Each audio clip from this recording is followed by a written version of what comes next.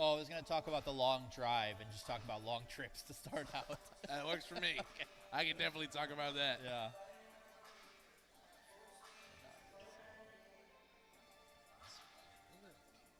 Let's see how far is that drive.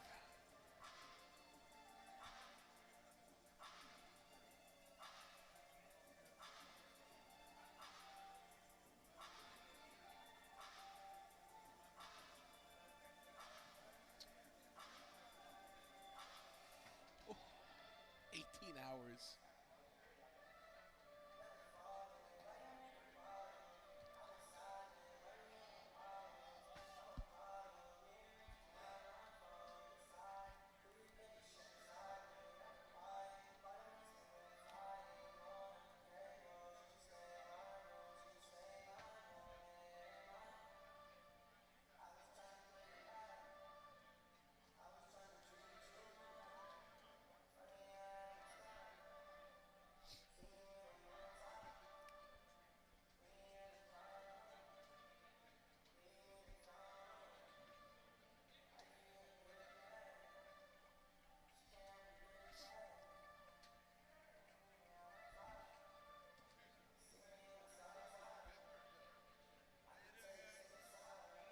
Yes, sir. Well, hey, can you call for me for the 302?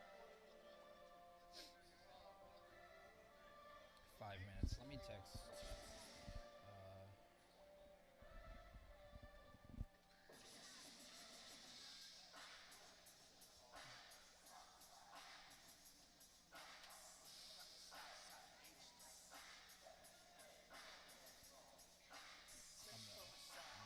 Mute us real.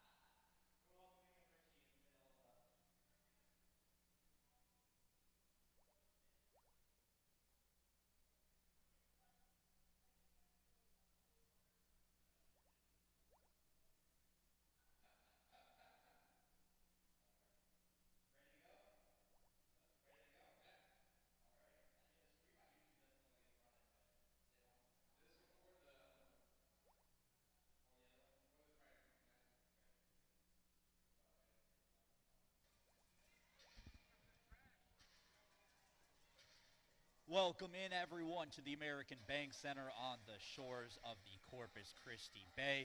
As the Corpus Christi Tritons inaugural season rolls on, today we welcome in the Cedar Rapids River Kings as warm-ups are just wrapping up here, about 30 minutes away from the first kickoff.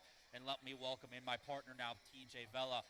And TJ, as I was walking into the arena today, the River Kings bus rolled up at the same time, and I saw they drove that entire way from Iowa. I can't imagine a trip like that. What is your take on long drives for a football game? Yeah, you're completely right there, Ron. It's just one of those things that trips like that, and coming from me, I've had a lot of experience with going out of state, played in Ohio, Mississippi, Louisiana, as far as possible. With long trips like this, with big games coming up, it's all about just compartmentalizing everything, staying within your routine, not letting the trip get you down too much and get you too tight within your body and everything like that. Really, the main thing is just trying to just keep the same routine, making sure that everything's going right. Once you get to the hotel, everything's business as usual, and once they get back here into the American Bank Center, Cedar Rapids should be ready to play, hopefully is what their coaches are thinking. And for those that don't know, TJ played some college ball, and I used to travel with a college team. So for me, those seats were very uncomfortable for long rides, and even the airplane rides too. Those were very uncomfortable. How did you deal with it? As a big guy, as a lineman, typically I'd have my own seat, thankfully. But for a lot of those underclassmen, for all those skill receivers, it was very tough because you're right there sitting next to a guy, and for Cedar Rapids' case, more than 18 hours a trip they took, almost 1,300 miles. So it's one of those things that you just do what you can. You just put your favorite playlist on your phone, put your headphones on, maybe get a good movie or two in the charter bus, and just do what you can to prepare yourself as best as you can. Oh, man. Even now, traveling is just a nuisance for me. I do it so often because I'm so far away from friends and family that I have to travel so much to go see everyone. And it's become so uncomfortable to travel at this point. Yeah, I'm right there with you, man. Airplanes right now for me are very tough. I'm always on the aisle seat because I cannot do a window seat I anymore. need the window. I'm too squished if I'm in the window seat. And I make sure not to go to the facilities and just wait out the trip. Anyway, I digress. Let's move on to the football game today, and much luck to Cedar Rapids as they unwind from their long trip. I'm sure they've been in town, though, for at least a couple of days. The Tritons come in after a big win 2 weeks ago, now 2-0 on the season. The Tritons won their first game, of course, by forfeit, but 2 weeks ago they took down the Amarillo Venom here in an exciting game, 76-50, and it actually wasn't even as close as the scoreboard shows, TJ. No, it really wasn't. There was a lot of late scores from Amarillo there at the end. I think we had gotten satisfied at that point. We had a 40-point lead heading into the few last minutes in the fourth, and we just gave them some easy scores. But the big thing is that 76. Offensively, I think everyone here in Corpus realized we have a very high-powered offense led by Jeremy Hunt, the quarterback. And for us here this week, that's what we're going to need to rely on to take advantage of maybe some jet lag Cedar Rapids River Kings. And Jeremy Hunt played exceptionally well in that last matchup, running for a few touchdowns, passing a bunch, and his connection with number 6, Grimsley, was electric and very effective for that offense, all put together by Bradley Chavez, the head coach of the Tritons. As Corpus Christi natives know, he was coaching just down the road not long ago at Miller High School, and they were known for their high-powered offense, which has translated very well into the Arena Football League so far. What have you thought about the connection between Hunt and Grimsley in that first matchup? I mean, it was such a beautiful connection, really. You saw it seemed like they had played together their entire life, their entire career, the way they were able to connect, not just on the hitch routes, the short routes, and the digs, but on the long ball. They were just able to just always seem to be at the right place at the right time, and that's why I say it just seems like they've known each other and played football with each other for that long. But to your point about Coach Chavez and his high-powered offense, that's the type of offense that works really well at high school and especially in the arena football area too, because when you think about it, this is built for high-powered, explosive plays, explosive offenses, just with how the field's built, with how the amount of players on the field. So with everything that has just been afforded to us just by coming into this league, it's built for the Corpus Christi Tritons to succeed. Jeremy Hunt comes in with a lot of playing experience from college ball to arena football. from Oak Park, Illinois. He started at the University of Central Missouri, played a bunch there, was all-conference honorable mention a couple of times. Went to community college to get a little bit more footing underneath him, and then eventually led him to Findlay University in Northwest Ohio, which is where I lived for just over 3 years, so very familiar with that university. And he succeeded very well out there, and Hezekiah Grimsley also had some big-time experience playing at Virginia Tech University for a couple of years before transferring to Hampton University. So a lot of experience on these teams. I know a lot of people may never hear of these players, but what does their experience, or what can it bring to the table for a league like the Arena Football League?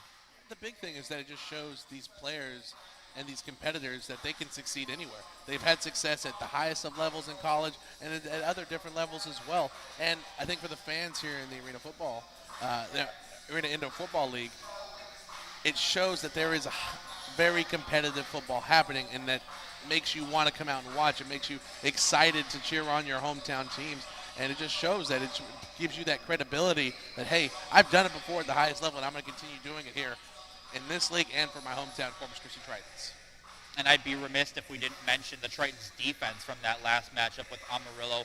They were exceptionally well as well. And big credit to Nick Smith, who was getting into the backfield a lot, Chase Alasakis. Great defensive line here. And, of course, we have some different rules here with Arena Football League. Only one linebacker is allowed to blitz at a time. There are only 8 players on each side of the ball. So it makes the formations a little tricky trying to switch things up and find some creativity. What does the defensive line have to do here today to keep that pressure on a quarterback who struggled in their first game? I think you said it perfectly right there, Ron. It's really just about applying that pressure, mixing up your blitz packages, really focusing on making that offensive line and that quarterback behind that offensive line really nervous, really scared. And for a team, too, that had a lot of trouble last week in getting the ball back to the quarterback, Cedar Rapids was having a lot of troubles from that center and quarterback connection, a lot of turnovers there. That's going to be another key. If we can put pressure on the center, force turnovers like that, it's going to be a very long night for Cedar Rapids, but it's going to be a great night for everyone here in the American Bank Center. Agreed. Fans are starting to roll in here. I see some youth football players in the stands today. Hopefully we'll see a larger crowd than our last game now that it's not Easter weekend. And I do see the Tritons mascot has made an appearance already as well. Love that guy. I've been waiting for him. He wouldn't let me hold his Triton last game. We need to get him up here. We can do a little quick interview. I like that idea. Pre-game action with him. And one thing we did not mention from last game is the Tritons will be without one of their star defensive players, Deron Maxwell, for this game and the next. And TJ, I don't even have to prep you for this one. What kind of impact are the Tritons going to be missing out with him? They're going to be missing one of their best defensive players, Ron. And for the Tritons, too, when you think about last week, we talked about, the game didn't seem as close as it was there at the end. After Deron Maxwell got ejected, that's really when Amarillo started doing things offensively. So you can kind of see, hey, there is a big void missing, so it's going to be important to do everything we talked about earlier with that defensive line, with the linebackers, and just make sure to stay within your assignment because, yes, Deron Maxwell, losing him is going to be huge, but we're going to need players today to step up on the defensive side of the ball to make sure that it doesn't matter in the grand scheme of things. And Amarillo only scored on their first drive in the first half, so the defense for the Tritons played very well in that first half, and the Venom didn't come back to score until late in the third quarter. That's where they started putting together some drives and scoring a few touchdowns there, as you mentioned. Around the league, we've had a few games this week. Of course, the league looks very different than it did just a month ago with a couple of teams leaving for different reasons. But we saw on Friday night the Amarillo Venom, again, trying to beat the Columbus Lions, who were undefeated last year, winning their own championship, and a presence in the Arena Football world, just destroying the Venom once again, 75-27. And then Saturday, Harrisburg Stampede getting an exhibition game against the Maryland Eagles, which I believe it was their first game, and Harrisburg had no problem dispatching Maryland 84-0. What were your thoughts on some of those other games around the league? Honestly, we knew what was going to happen with Amarillo and Columbus. Columbus, they're just a very strong team, very stout. And Amarillo, I think they just have a lot of growing pains they need to go through, especially after what we saw here in the American Bank Center a few weeks ago. That Harrisburg game, though, do not even worry about it too much. That was, it's not going to be a good measuring stick when it comes down to the rest of the season and understanding how we're going to be able to compete with them here in this league. The main thing, though, is that Columbus Lions game, though, because if everything shakes up with how we think it will, it's going to be huge. June 14th, that's when the Tritons go play Columbus at Columbus. And I think that game is going to be very telling of something that you and I were talking about before the broadcast and the implications that a lot of these games leading up to that can have. That should be a fun one. I wish it was here in Corpus Christi, but that one will be in Columbus, Georgia, to wrap up the season, as TJ mentioned. And looking at the schedule, it has changed quite a few times today, so this is all pretty tentative right now. But the Tritons are still scheduled to play the Venom at least 3 more times, and the River Kings again in early June. It doesn't look like Harrisburg has been scheduled as of now, but that can always change. We did have 2 teams drop out of the league thus far. And that kind of happens when you have these startup leagues trying to get their footing with so many arena football teams around. I know you've seen a lot of arena football teams around Texas. Texas has their own arena football league. Yeah, there's the San Antonio Gunslingers. There's a bunch of other teams in the Austin area.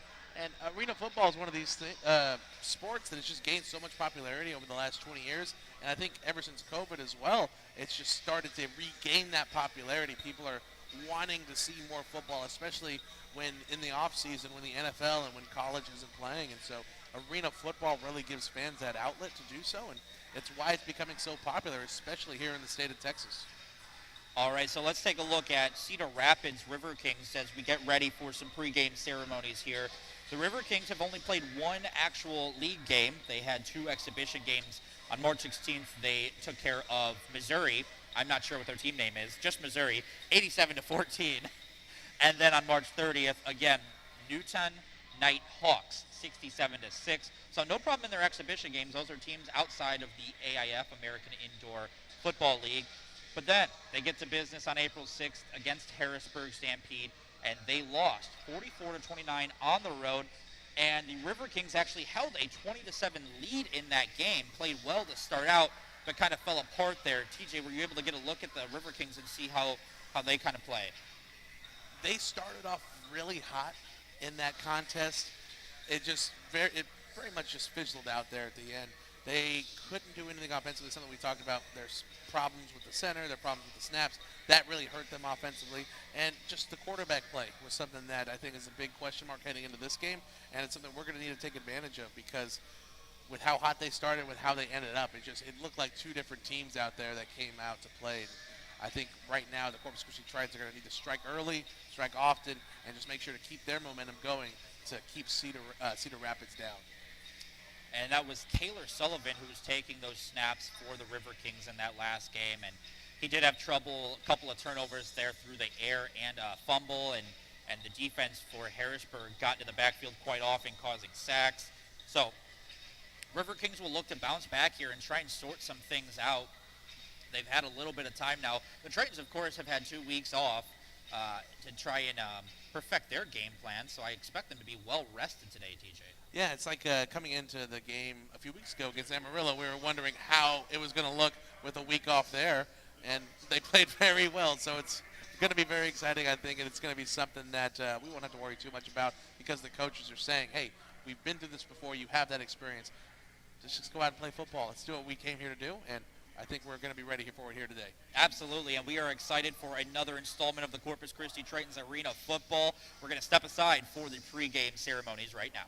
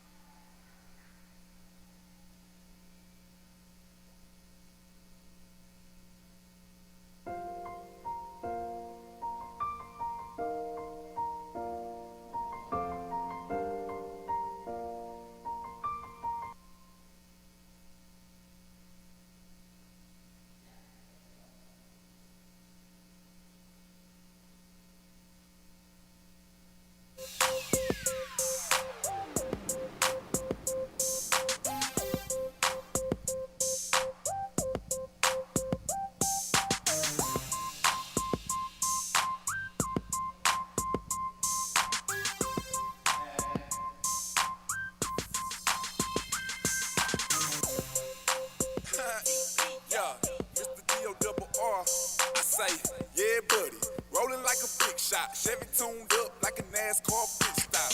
Fresh paint job, fresh inside. Is the outside frame in the trunk wide? Or the rims big? Do it right good. Lean back, right hand on the pine wood. Cream on the inside, clean on the outside. Cream on the inside, clean on the outside. Cream on the inside, clean on the outside. Ice cream paint job. Cream on the inside, clean on the outside. Cream on the inside, clean on the outside. Cream on the inside, clean on the outside. Ice cream paint job. Clean on the outside, cream on the inside. Ice cream paint job. Got screens on the dash, watching Saved by the Bell. Got a house by the bayside. Yeah, I'm living like that. And I'm riding like that. Boy, I'm riding like that. In the steering wheel wood like a baseball bat. Just like RG said, we ready. Whole click straight, lunatics like Nelly. Grand Marquis paint job, grape jelly. Or triple BC, big black box Chevy. Crank my car, she be humming. Rim so big, you can see me coming. Prime time click, we get money. Stay iced up like TV Johnny. Cream on the inside, clean on the outside. Cream on the inside, clean on the outside. Cream on the inside, clean on the outside.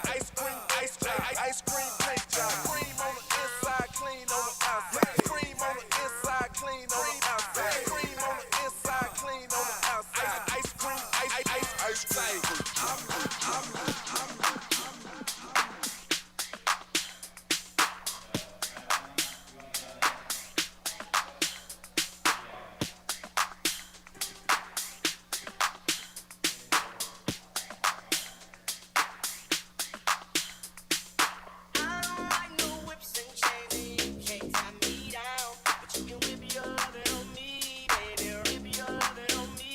I'm vanilla, baby, but I ain't no baby. She 28, telling me I'm still a baby.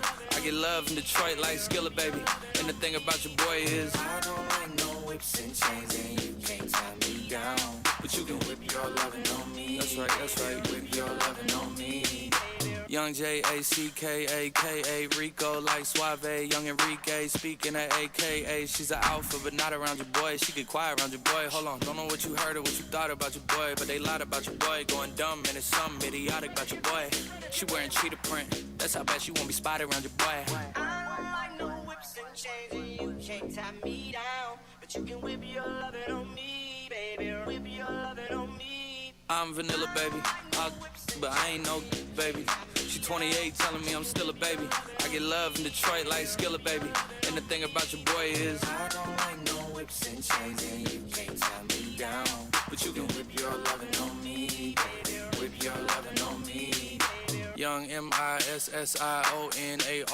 He's sharp like barbed wire. She stole my heart, then she got archived. I keep it short with a Lord Farquaad. All the girls in the front row, all the girls in the third row.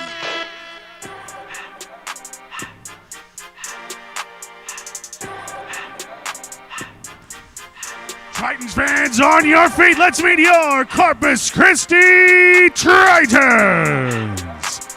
A defensive back from A&M Kingsville, number 1, Jordan Simonette. A linebacker from A&M Commerce, number 2, Joseph Butler.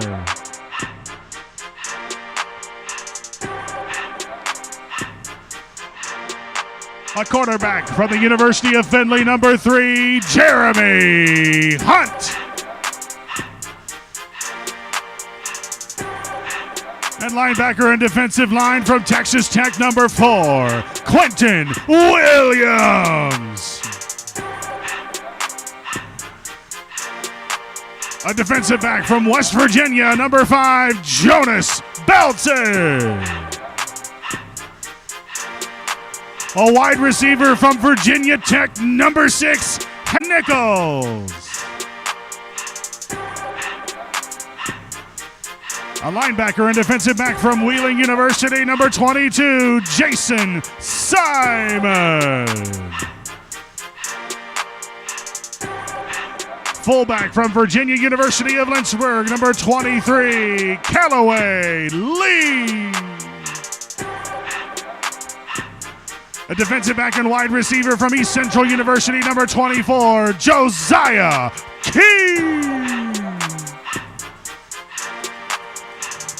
A defensive lineman from North Carolina A&T, number 33, Shamari Wallace. The kicker from Midland University, number 45, Cole Lundy. A defensive lineman from Millersville University, number 52, Chase Salasakis. An offensive lineman from Rangeville High School, number 72, Dylan Graham. On the offensive line from Texas College, number 73, Namdi Banks Eke. On the offensive line from Hutchinson Community College, number 79, Austin Schofield. And a wide receiver from Presentation College, number 88, Lawrence Plummer. Your Tritons are led by head coach Bradley Chavez.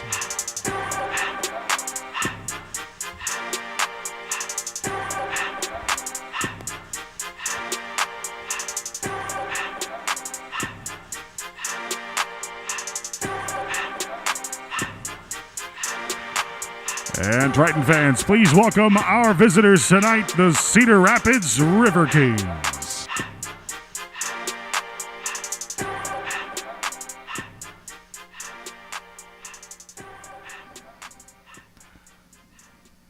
Ladies and gentlemen, at this time, we ask that you please rise and remove your hats for the presentation of the colors. The colors are presented today by the Sea Cadets. And remain standing for the singing of our national anthem, performed today by Kat Cooley.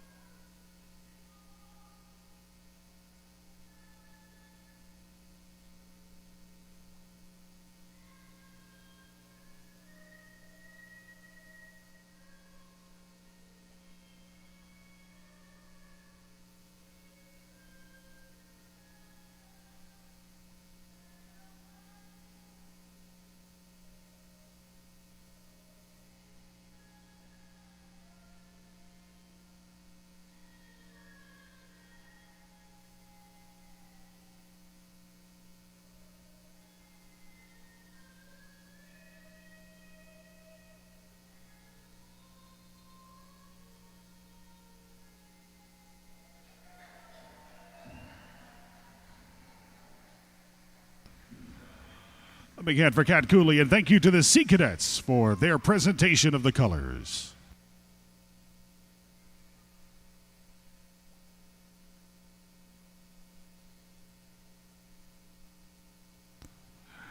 Today's coin toss is done by birthday girl Kat Cooley.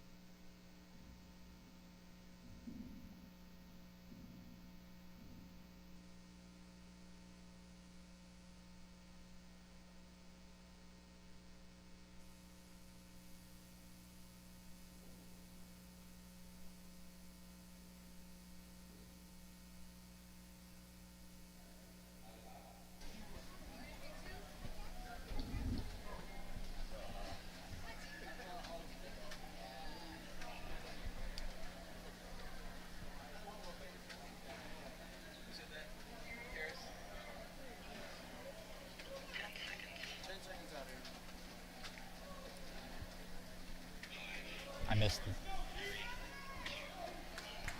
All right, Tritons fans, get on your feet and make some noise for Welcome your in, Corpus ladies and Christi gentlemen, to the American Tritons! on the shores of the Corpus Christi Bay.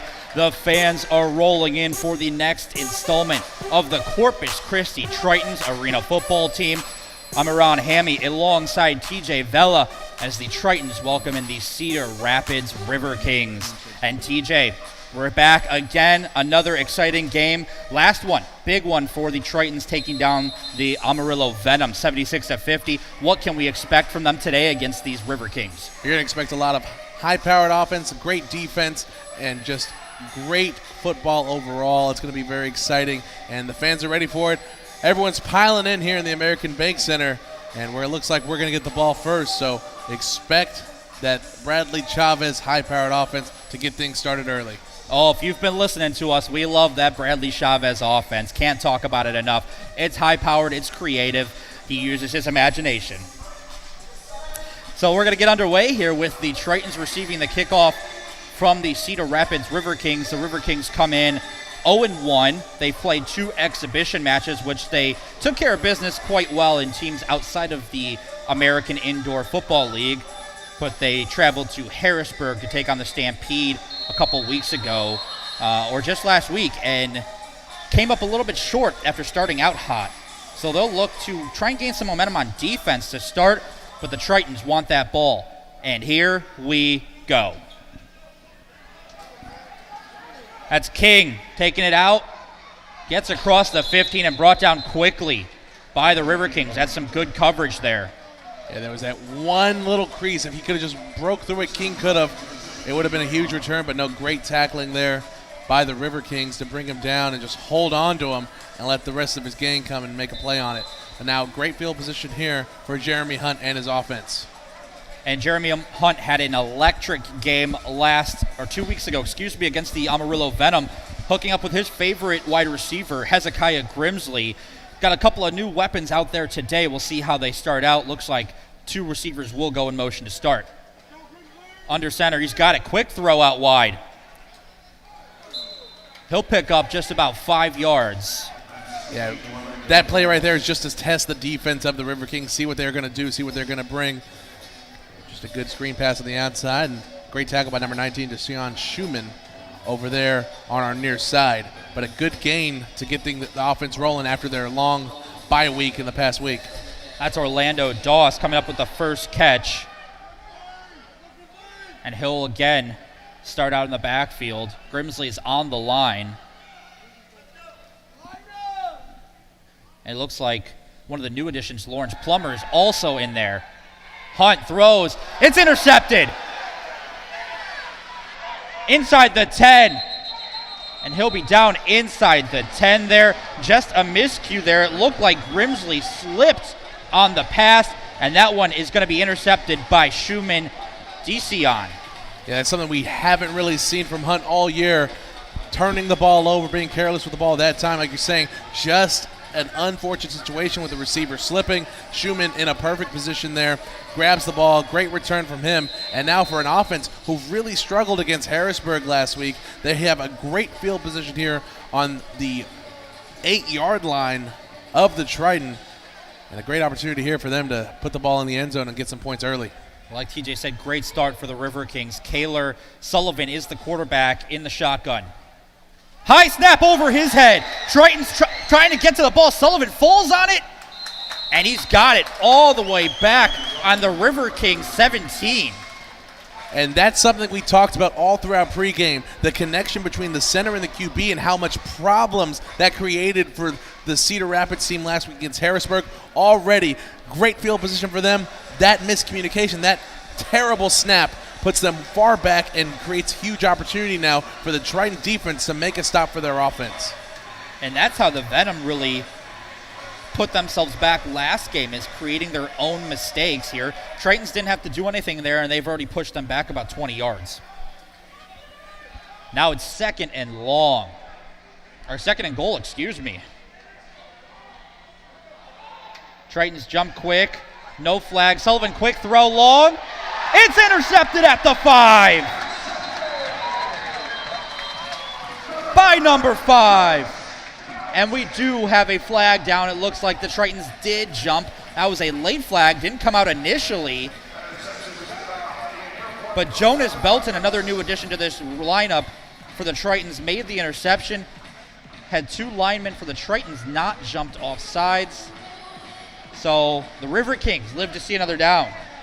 You're completely right there, Ron. A completely late call by the ref on the far side. If you're going to call offsides there, you typically see it happen right as soon as the play starts. But the quarterback, Sullivan, there, realizing it and just throwing it deep and realizing that if he threw a pick, this could happen and his team gets the ball back. Yeah, TJ, I didn't see a flag come out until after the ball was thrown.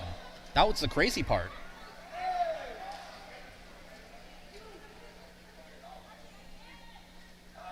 Sullivan's got the snap, corrals it, throws it out wide to Donovan Johnson, who picks up a few.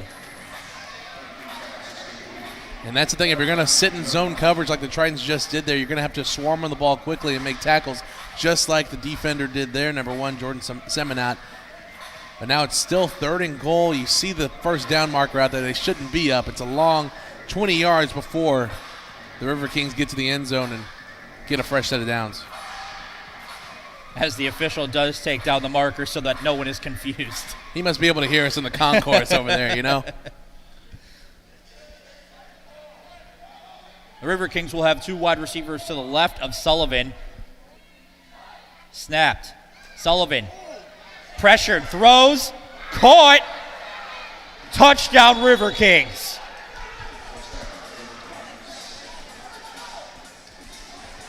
Well, they just took the momentum right back from the Tritons on an up and down series there. And there's a quick 6 points for Cedar Rapids. And the pocket was collapsing on Sullivan there. Great job by him, just staying in there, staying within himself, and delivering a strike to Robert Major on the inside slant route. Major did the rest there, running it into the corner of the end zone. And what looked like maybe the Tritons defense was going to make a huge stop. Now 6 points on the board for the River Kings, and for the first time this year, the Tritons are down. And they'll go for 2, and there's a false start quickly as the O-lineman just blatantly moved. First touchdown of the game. Sometimes those O-linemen get a little too excited. Appears so. That might be Ricky Neal Jr. on the edge. Or, I apologize. The numbers are hard to see on these jerseys. Trust me, no offensive lineman wants to be called out on the false start. He's probably happy you got the number wrong. Long 2-point conversion. Sullivan's got it. Has to roll out left. Tritons get to him. He throws to a wide open man, and it's good. River Kings pumped up on the sidelines. And just as they did against Harrisburg, start out with a quick lead. Sullivan there doing everything he can in the backfield, and his offensive line giving him a lot of time. Something we talked about was all those new additions that you referenced earlier and how we took out some defensive linemen. Could it have hurt us right there? The Tritons D-line unable to make a play in the backfield. River Kings get the 2-point conversion, and now they find themselves up 8-0 with 9:34 left in the first. TJ, what's Coach Chavez saying to his offense as they go out there after a quick interception in the first series? Forget about what happened in the last series. You know what you can do, and just play how you play. It was a fluke that you threw the interception, Jeremy Hunt. Let's come back, remain focused, get back to our strategy. It's all going to work out, but we need to put the ball in the end zone here to get that momentum back. Well, they'll try and do that here. Kickoff is low and kicked to the sidelines. Has to be returned. Picked up quickly by King. Gets over the 20 and brought down. Josiah King, the local product, went to King High School just down the road here in Corpus Christi. Yeah, that was a good job by King there, just getting the ball that kind of nestled into the corner and right next to the wall there. King getting the most out of it that he could and putting his team here in good field position. Here we go again for the Tritons. We can't talk about it enough. Their offense is very creative and has been very effective in their exhibition games and first official game. We have a timeout here by the officials. Not too sure why they're calling a timeout there, Ron, but Nonetheless, Coach Chavez is going to use this opportunity to come talk to his team and remind them exactly what we just referenced. Hey, you've been in this position before. You know how to play football. You know what you need to do here. Let's move the ball down the field and put it into the end zone. And they have to have a lot of faith in Coach Chavez. He has a lot of playing and coaching career. He actually played arena football right here in Corpus Christi for one of the former teams we had here, the Corpus Christi Fury, back in 2013. And that's why, yes, he coached at Miller, yes, he did all that, but that's why everyone was so excited when he came in to coach here again with the Triton, because he was essentially a guy who became a local product, who became a Corpus Christi native through all of those experiences.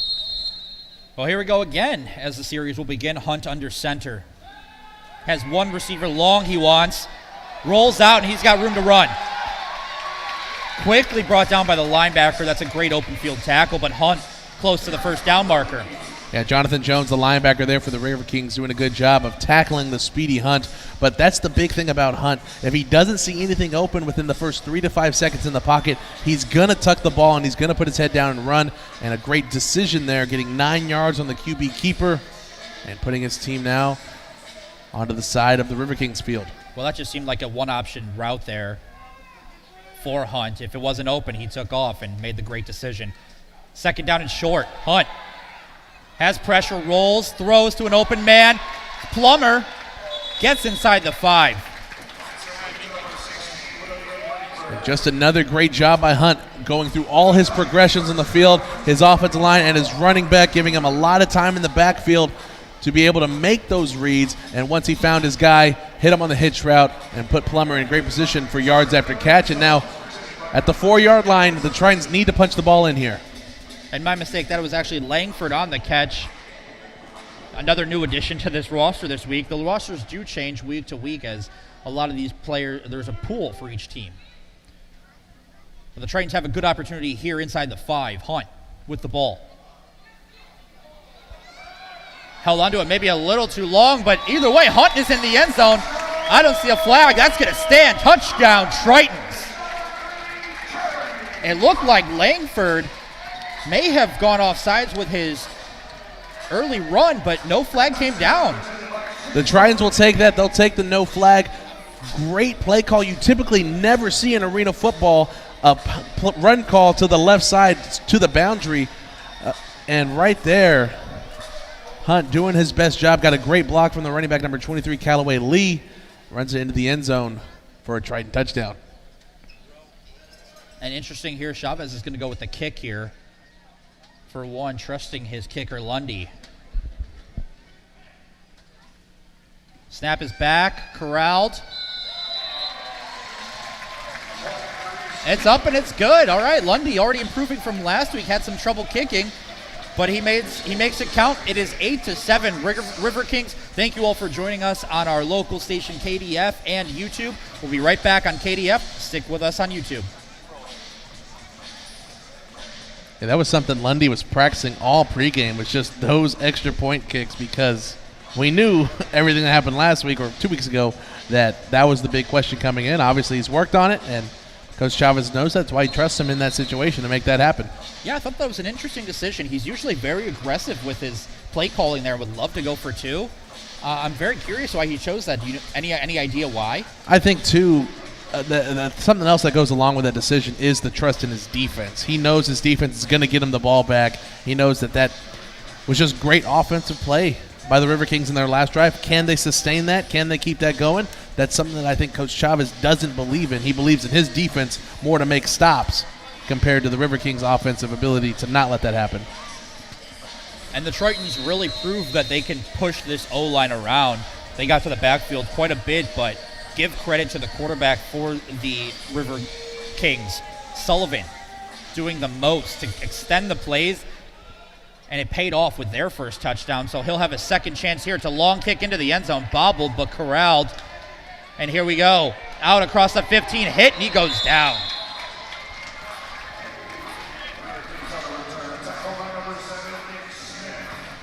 And Nick Smith coming across the field there to tackle Tremont Bright. Good job by him, because it looked like Bright had a lane until Nick Smith just came in with the arm tackle. And we'll see here, you just mentioned it. The O-line was doing a good job. We were getting pressure from the defensive front, the O-line was doing just enough to prevent Sullivan getting sacked. I don't think as this game goes on, they'll be able to hold on to that line, and we're going to see a lot more sacks happen for the Tritons. Sullivan will stay in the shotgun. 2 receivers to his left. Looks. Pump fakes. Has to roll left. Throws now. It's caught near midfield and quickly punished by Jordan Semenok. Yeah, Donovan Johnson there, the receiver making that catch. It's only 6 yards, and he had to earn it the hard way. Immediately thrust into the wall upon that catch. But again, we're seeing it a lot already. Sullivan using his legs to extend plays and really force the secondary for the Tritons to have to stay on their assignment for much longer. A lot of these catches that the River Kings wide receivers are getting are only because Sullivan's having to move around, and they're just right out there just freestyling their routes, really. Looks like Nick Smith will be the blitzing linebacker on this one. He goes under center, Sullivan. Handoff to Bright, and he's got the first down and more. It's just a great play call there from Coach Clark on the River Kings side. We're blitzing in the A gap on the right side, and they ran it to the other side. So it's just a great play call there to get some quick yardage and a fresh set of downs. That's the first time we see Sullivan go under center, and if you notice, he is getting his play calls from his coach on the field. That is one of the unique rules about arena football, especially this league, is each team can have a coach on the field as long as they're 10 yards behind the play. Sullivan goes back to shotgun. Low snap, picked up quick and thrown, and it's incomplete as Sullivan takes a big hit. Fans are loving that one. And that's the issue when you have all these miscues with snaps. Obviously, it can create turnovers, but if the quarterback is able to make a play on the ball and get it out, more often than not, the defense is already going to be right up in your face, and that time Sullivan nowhere to go. Triton defender right up in his grill, putting him down into the ground. And you're right, the crowd is into it. They love that action there. We've got a good crowd right in front of us, TJ. Definitely right behind the benches. That's the best part of this. Sullivan, one in the backfield, and 2 receivers go. Pitches to his left to Bright. Tackled quickly just over the 15. Great coverage by the D-line for the Tritons. Yeah, right there. I mean, the Tritons offense, they had the numbers on the field side, but Bright not able to use his speed, as the speed of the defense showed there. The pursuit from them to take those angles and make sure that Bright's not going to be able to turn it upfield was impeccable. And right there, a great stop to force a 3rd and long. Appears to be 3rd and 6 for the River Kings. If you're just joining us, about 4 minutes left in the first quarter. River Kings lead 8-7. They are on their 2nd series. 1 receiver in motion. Sullivan's got the snap. Pressured, hit in the backfield, goes down. As his helmet pops off, 2 Tritons get to him. Shamari Wallace finding his way finally to Sullivan. We've been waiting on it all day. We knew that the pressure, and we've seen it, that the pressure has gotten there, but just hasn't been able to make a play. That time Sullivan tried to use his legs, but Wallace quickly goes right up on him, brings his legs down, and gets the huge sack. And because Sullivan's helmet came off, he's going to step off the field for a little bit. And for a limited time, only at Taco Palenque. Hey, what's up, Triton fans? It's me, Nate from Nate's Next Kid Up. And Nate's Next Kid Up is dedicated to serve kids in foster care and kids within the community. And our main focus is new and valuable resources like art, science, sports, and education. And let's continue to be the change. Go to natesnextkidup.org to become a sponsor and to join my team.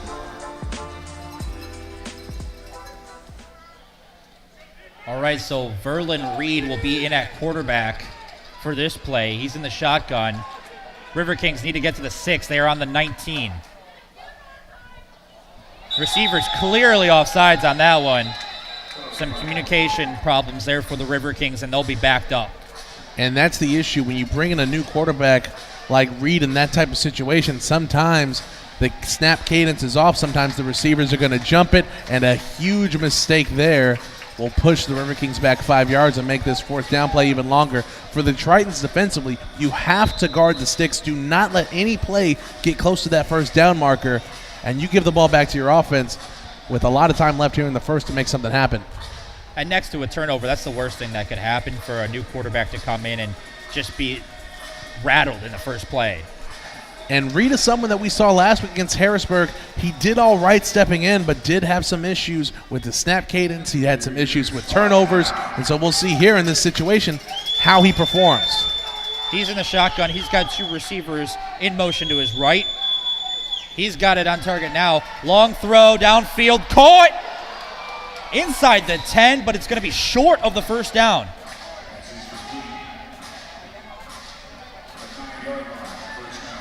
And that should be the Tritons' ball.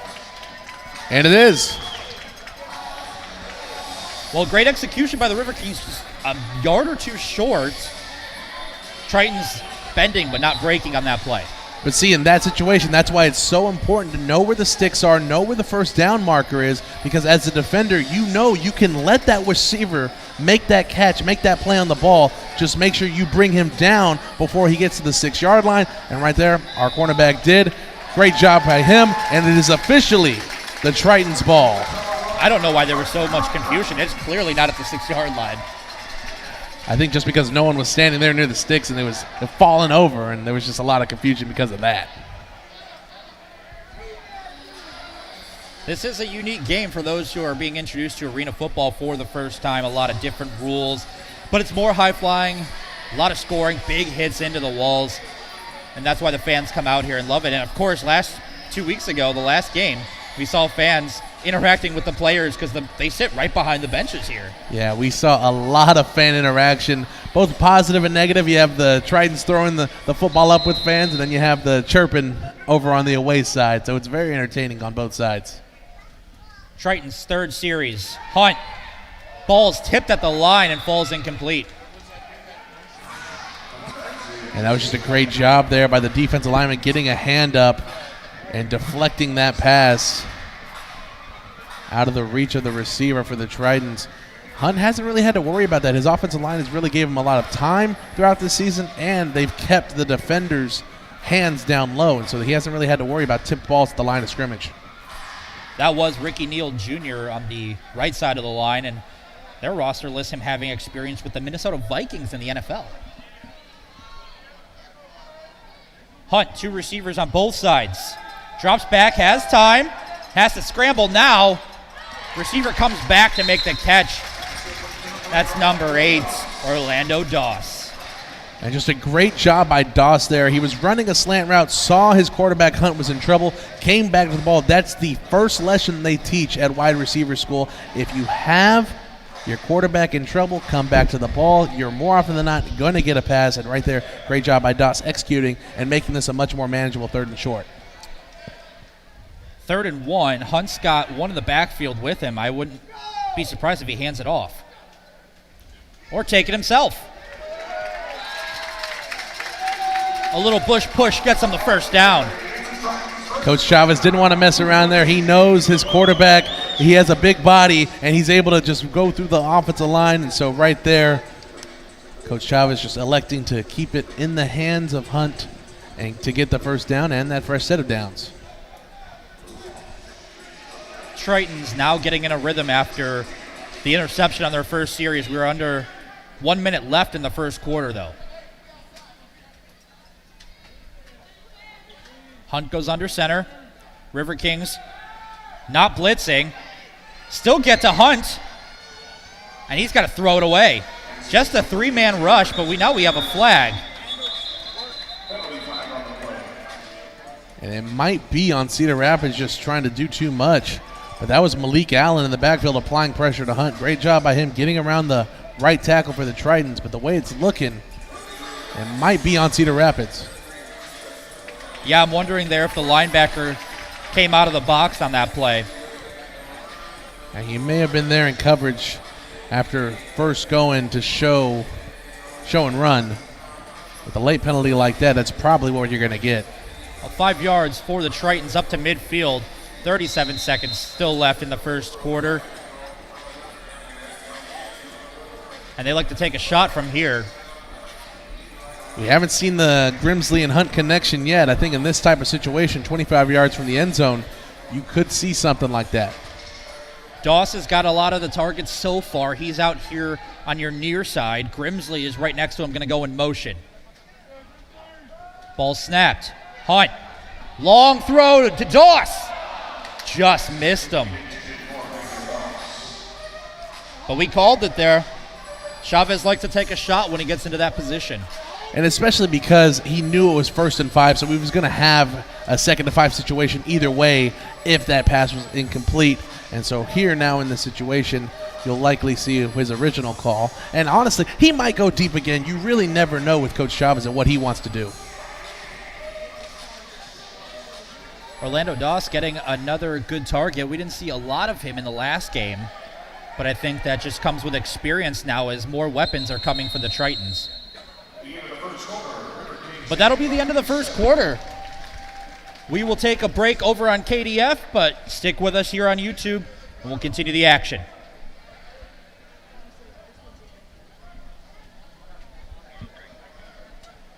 All right, so first quarter. It is still 8-7 River Kings. The game has slowed up just a little bit.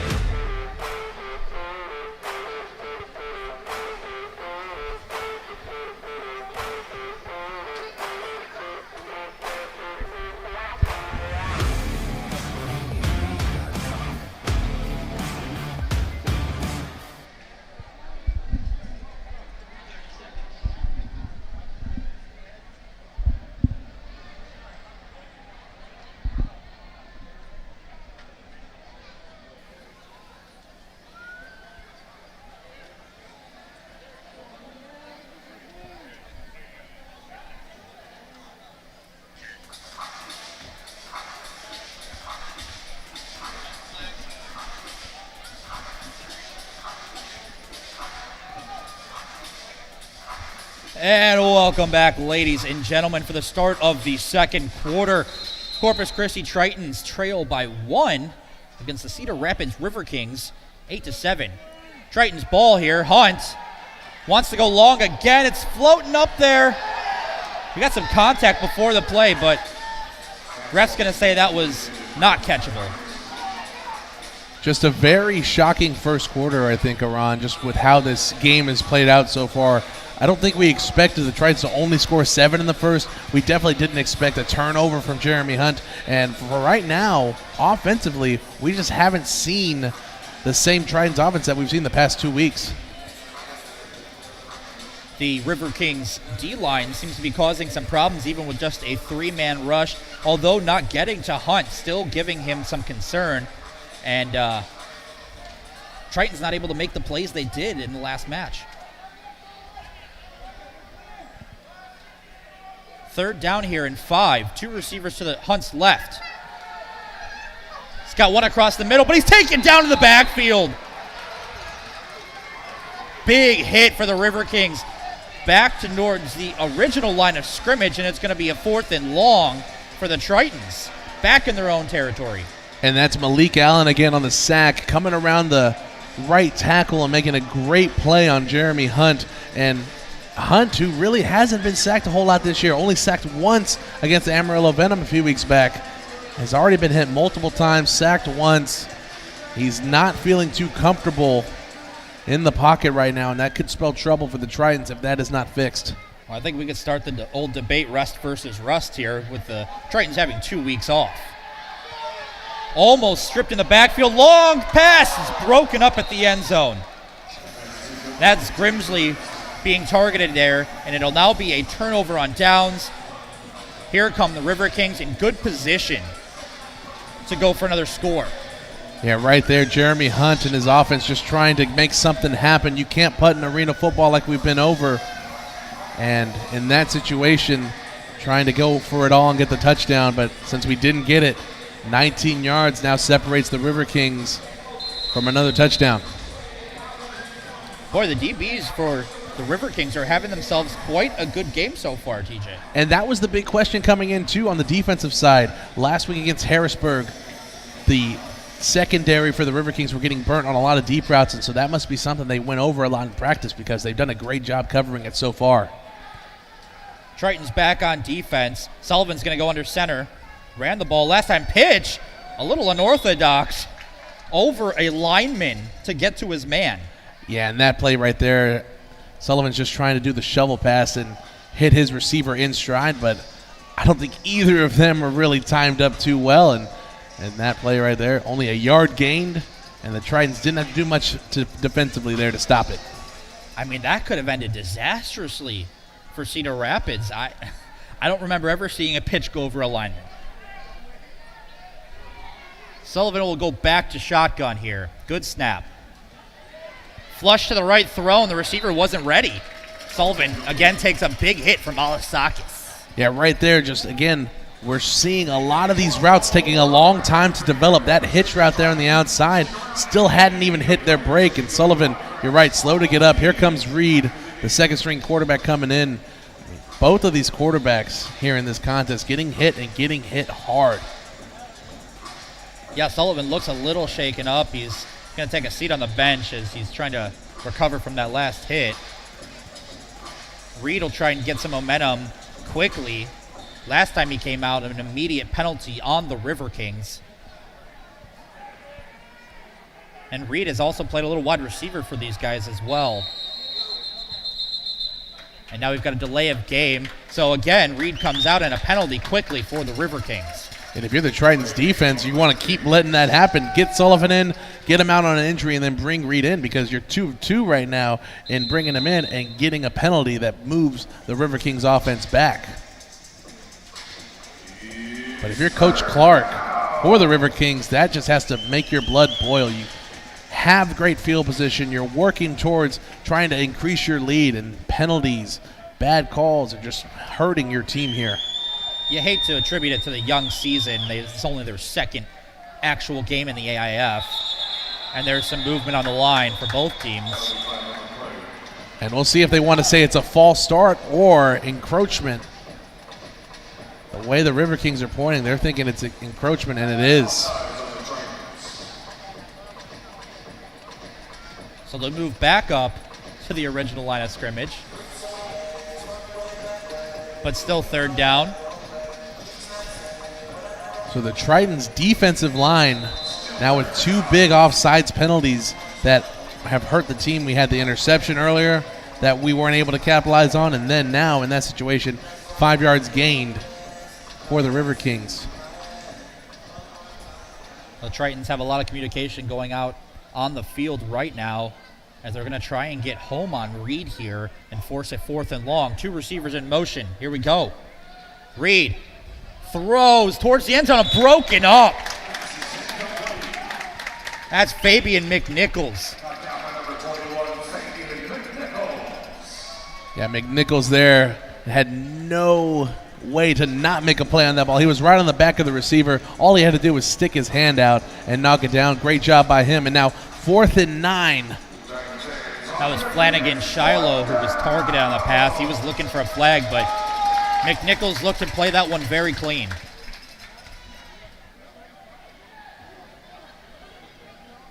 Again, a 4th down forced by the Tritons. Reed's going to need some magic here as the Tritons are going to be sending 4. Here it comes. They get to the backfield, but he gets it off. It's caught around the 12-yard line. And that might be short of the first down sticks. I think it's definitely short. And yes, the far side ref indicating that it's going to be Tritons ball. And another huge 4th down stop where, again, knowing where the sticks are, knowing where you have to be defensively, comes up big for the Tritons. Defensive coordinator J.A. Anderson coming out strong there and really hyped for his team and his defense and making 2 huge stops. And now let's see what the Tritons offense can do, Iran. I'm a little worried with how sluggish we've come out so far. Yeah, how about us tripping over our own shoelaces? We talk about the offense so much, and this has been a defensive game. And it's been a very quick game at that. We're already 8 minutes, 57 seconds left in the second, and we're only 30 real minutes into this contest.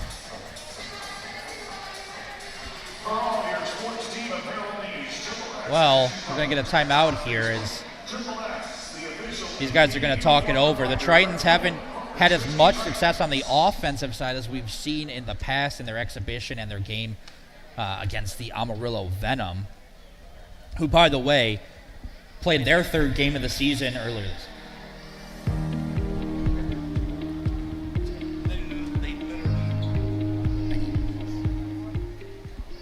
Hi, this is Stacy, and I would like to help you love where you live.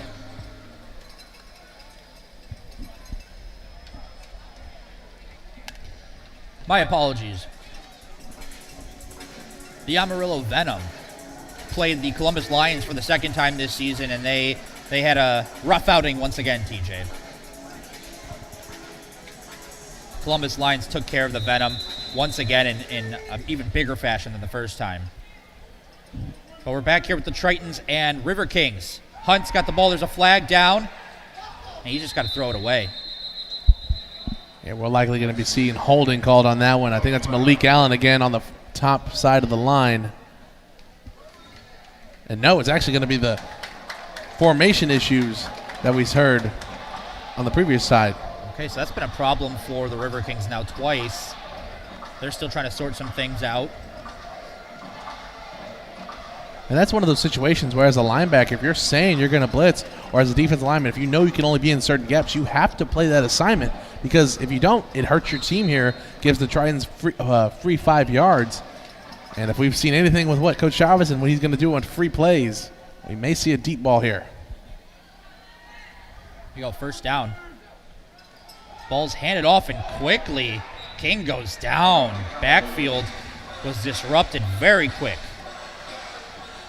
Yeah, right there, just nowhere to go for King. A great job by the D line of the River Kings, just getting through the line, making a play on the ball, and making it very easy for their linebacker core to not have to worry too much.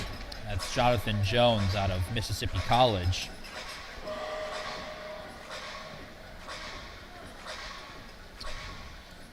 And you know what? The River Kings have had their chance to get this right. They had 2 exhibition games where they only gave up 14 and 6 points. Yeah, but again, one of those teams didn't even have a real name. It was just Missouri. Touche. Hunt dropping back. He's got time. He's got a man wide open. It's Doss. Doss across the 15, 10. And hit. Out of bounds by his counterpart, the other number 8. And right there, finally, Hunt had enough time in the backfield to let all of his receivers' routes develop. He went through his progressions, and finally we see what can happen when all of that happens and comes together. Doss open over the middle, huge yards after catch, and now the Tritons threatening here at the 9-yard line for the River Kings. That's the first time we've heard the crowd in a while here as the offense gets moving inside the 10-yard line now, under 7 minutes until halftime. Tritons down 1. Hunt's got the snap, quick throw to the right. It's Doss taken out around the line of scrimmage. Yeah, screenplay over on the right side, but just a great job defensively by number 17, Terrell Carey, getting over there, not letting the offensive lineman get to him, and making a great play on the ball for no gain for the Tritons.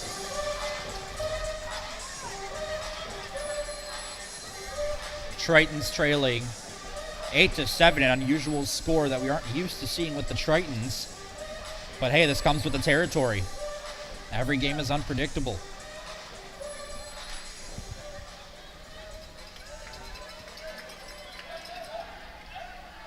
And it looks like, yeah, the Tritons were trying to figure out a game plan there, and the play clock ran out on them.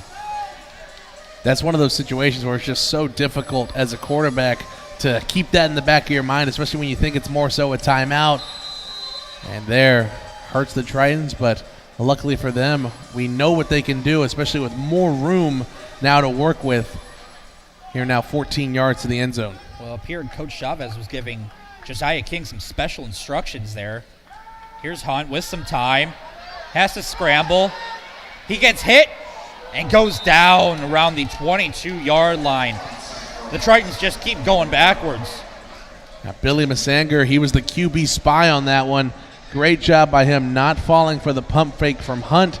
staying on him and making a great play, the great solo tackle to keep Hunt from doing anything with the ball there. And what started out as a 1st and goal at the 9-yard line has now turned to 3rd and goal from the 22-yard line.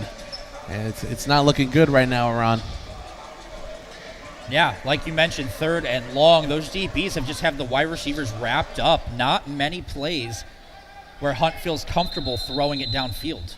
Well, and then along with that, too, he's having to move around a lot. Last game against the Venom, he wasn't having to do too much scrambling or anything like that. All right, well, we'll step aside during this timeout on KDF. We'll be right back.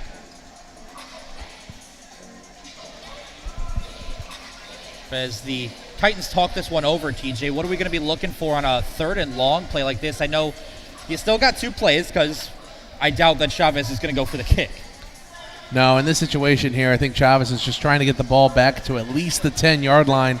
Anything closer than that would be great. He's just trying to get back as many yards as possible so he can make that 4th down play, the one where he puts the ball in the end zone. Just under 5 minutes here. This game is flying by. If you're new to the arena football game, again, this is a running clock game until you get to the final minute of each half. But because this has been a pretty defensive game, it's flying by. Hunt takes the snap. Pressure in the backfield, releases. Got his man. Oh, had a hand on it.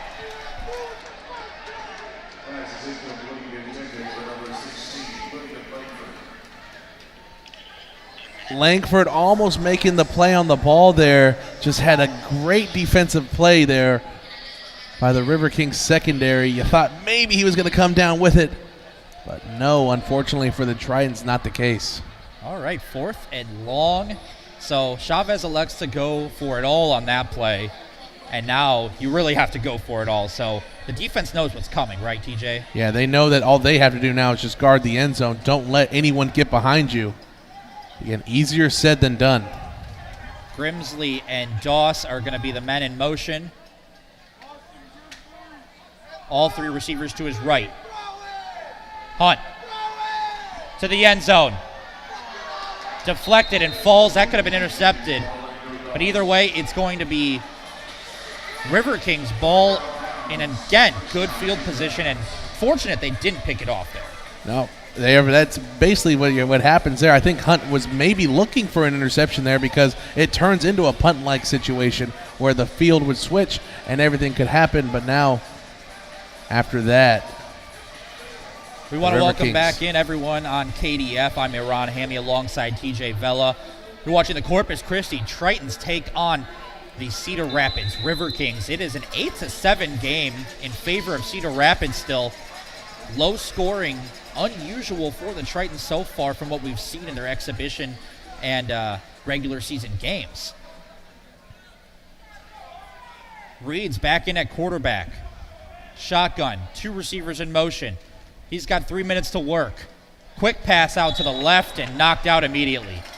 Yeah, great job by Jordan Seminot there, breaking on the route and making a great tackle on the receiver, number 7, Donovan Johnson. But we'll see here the 3rd time the Tritons defense has had to go out there and try and make another stop to get the ball back to their offense. Hopefully 3rd time is not the charm for the River Kings. And they're going to take their time with this one as well. They're in no rush. Now as they get up to the line, under 3 minutes to play. Reed's got one in the backfield with them, 2 receivers in motion. Handoff. Hit quickly. Nuh-uh. You got nowhere to go. And that was Nick Smith coming right over the top. His defensive lineman did a great job stalling the offensive line, not allowing them to get up to the next level. And Nick Smith coming right over top of him, making the play in the hole. Huge stop at the line, and now 3rd and 10 for the River Kings.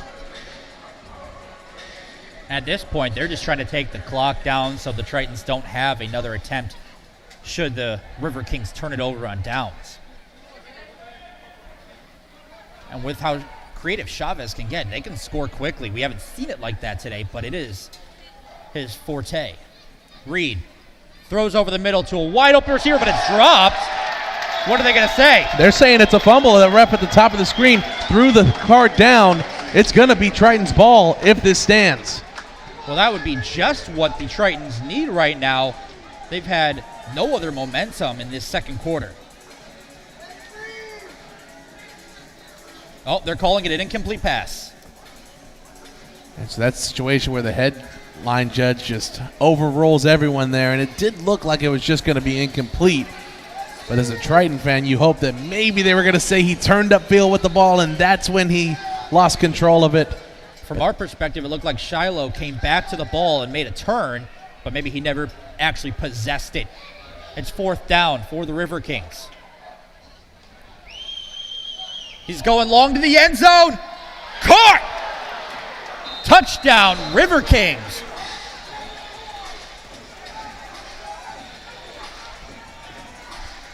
And that's the same guy we thought fumbled the ball earlier, Shiloh Flanagan, just making a great play on the ball. Reed just throwing it up and letting his receiver work, and right there, the secondary for the Tritons just not able to make a play on it. And a huge score with 1:18 left in the second quarter that now gives a 7-point lead to the River Kings. No, that is huge for the River Kings, who have held the Tritons to just 7 points, only scoring once in the first quarter. Nothing here in the second quarter as we are about to hit the 1-minute warning. Shiloh did great to go up high and pinpoint that ball over the DB.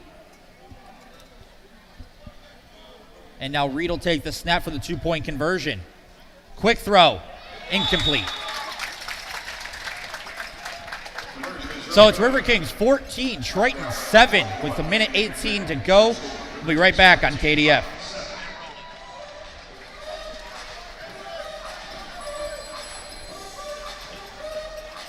Well, TJ, as we stay here on YouTube, Chavez has 1:18 to work with. He's been shut down pretty much so far this half. Hunt's been pressured a lot. What differently do they need to do here on this essentially 2-minute drop? 2-minute.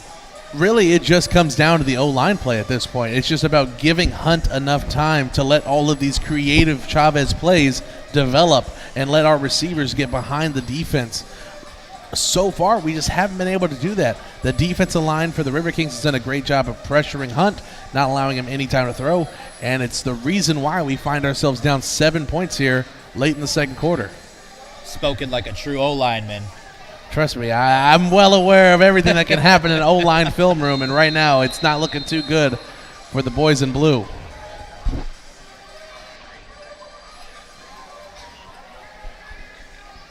Welcome back on KDF. River Kings get the crucial score late in the second quarter to go up 7. And now they kick off to the Tritons, who have 1:18 to work with to try and capitalize on some momentum heading into the halftime. It's going to be a low, wobbly kick that bounces out of bounds around the 18-19-yard line. Talking about getting close to the action there. That fan could a line drive kick right into his lap. Well, remember last game, the fan who kept giving the ball back? Yeah, I don't know. He did the same thing there. Do we not know that with the price of admission, you are able to keep the ball and go home with it? Or at least get it signed when you meet the players after the game. Yeah, that's one of the cool things we do for the Tritons. All the players, the mascot, everyone goes out and meets the fans and the concourse of the American Bank Center. Ball spotted at the 17. And that's going to be an offsides on the River Kings. Yeah, we've talked about Malik Allen all night, how he seems to have a step ahead of the offensive lineman in front of him, but there, a big reason why he had a big step was because he was offsides. Oh, yeah, you can't do that.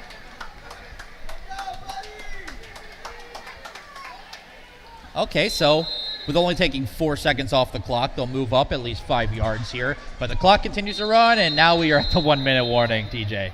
Yeah, I was surprised we weren't seeing a little more urgency there from the Tritons, but I think because Coach Chavez knew the 1-minute warning was coming, he was just going to let his offense get a breather before they really start turning up the speed here with 1 minute left in the second.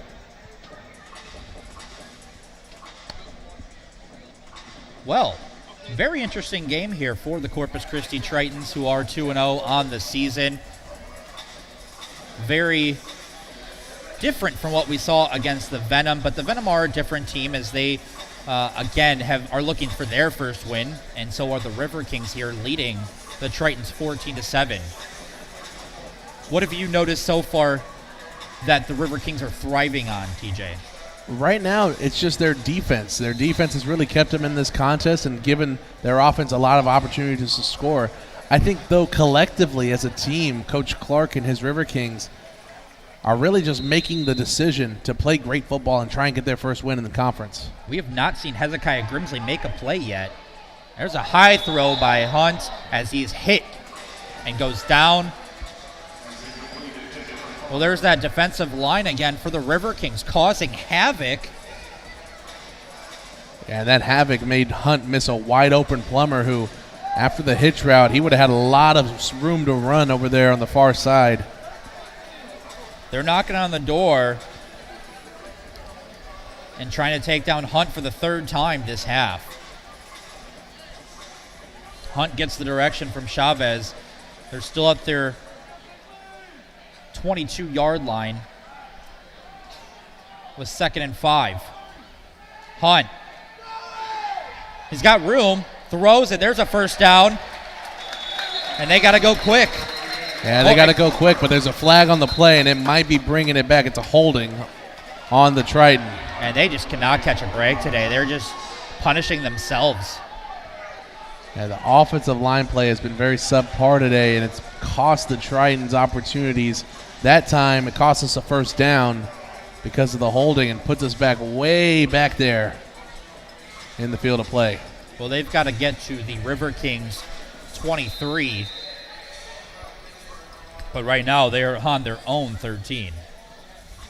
And now we'll see if Coach Chavez even wants to test it with 45 seconds left in the second quarter. River Kings have been tested and handled everything Coach Bradley Chavez has thrown their way so far. Hunt got to come up with something here. Here's a wide open man. That's Grimsley finally. Grimsley making the footwork work.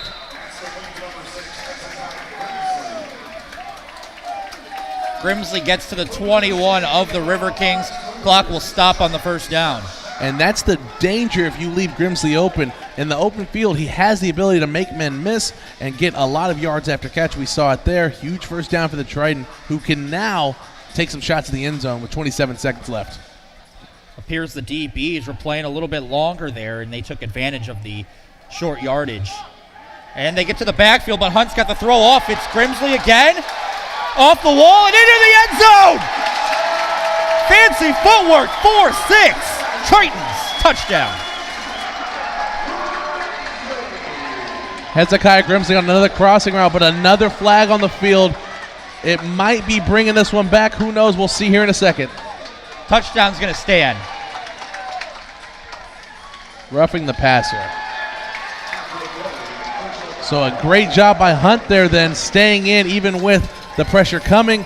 And then an even better job by Grimsley. He had the crossing route over the field, and we just saw it on the previous play. You alluded to it right there on the touchdown call.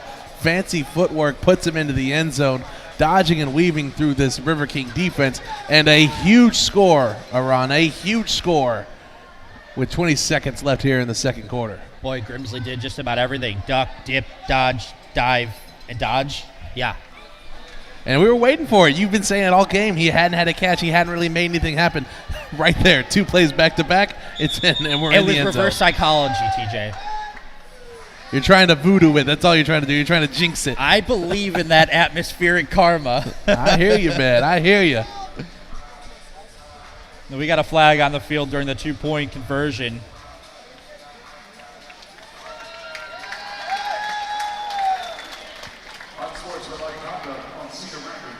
And Cedar Rapids not helping themselves here with 20 seconds left in the half.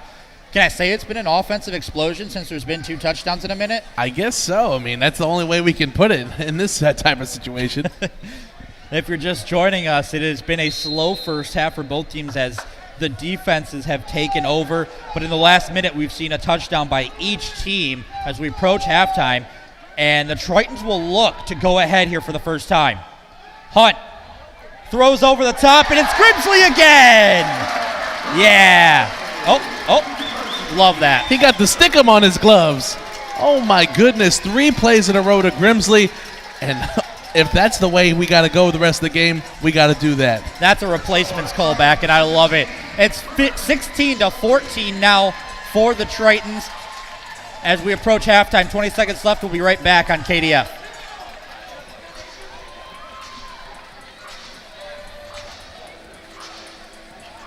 If you're still with us on YouTube, thank you for joining us today. I'm Iran Hammy alongside TJ Vela, and we are approaching halftime with some more excitement as the fans are now getting back into this one. They love that offense because that's just the American way, and we're seeing a lot more of it here in the final minute of the first half between the Tritons and River Kings.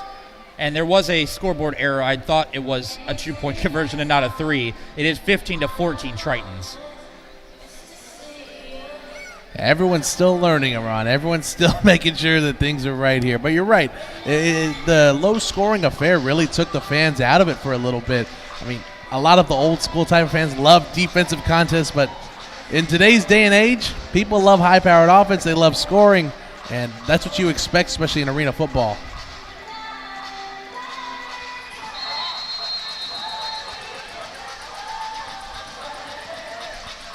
Welcome back in. If you're watching on KDF, thank you for joining us there and on YouTube today. The Tritons kicking off now after their second touchdown of the game. Here we go. River Kings return near their goal line. Can't get anywhere. Tritons now swarming, but he still breaks every tackle.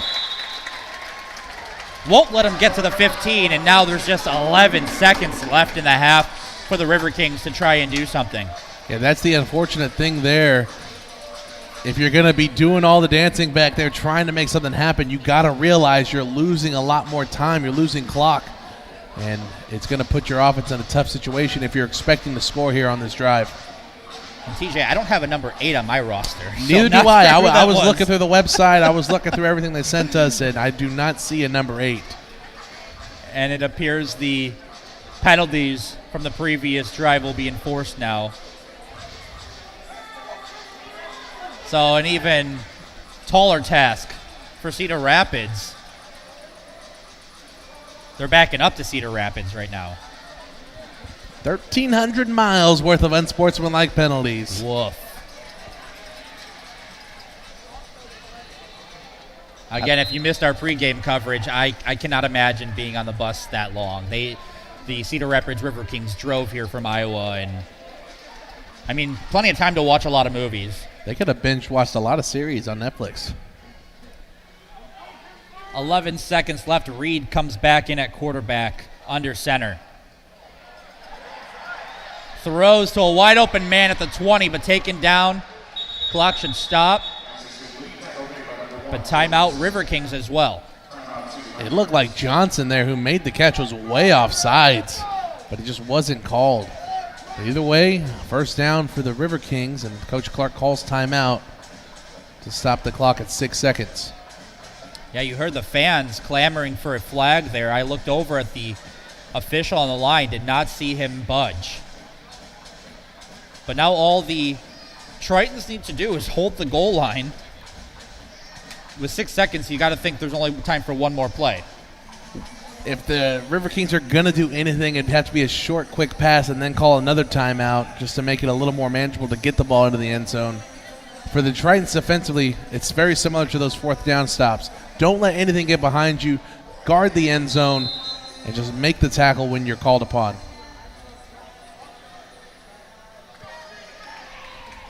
Here we go. Reed in shotgun. 2 receivers to his left. Low snap. It's on the ground. Tritons ball. Turn of events. A huge mistake there by the River Kings. They were trying to do a trick play, snapping it to the running back, and just the bad snap that we've seen all years from them so far cost them a huge spot here. Now it's going to be the Tritons' ball, and if you think Coach Chavez isn't going to take a shot at the end zone, you crazy, man. And a timeout by the Tritons. Oh, excuse me, I thought they were signaling timeout. The Tritons have 3 seconds, so just the last play. of the first half, and they can really extend the lead here, something they've been struggling to do. They just captured the lead for the first time 17 seconds ago.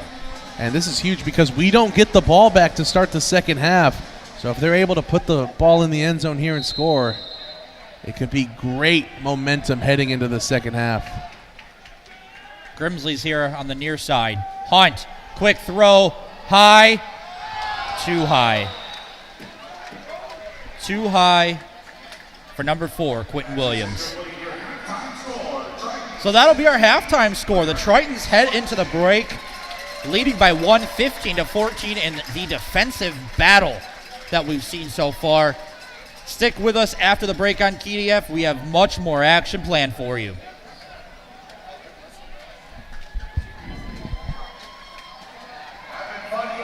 And on YouTube, we will step aside for some halftime shenanigans, of course.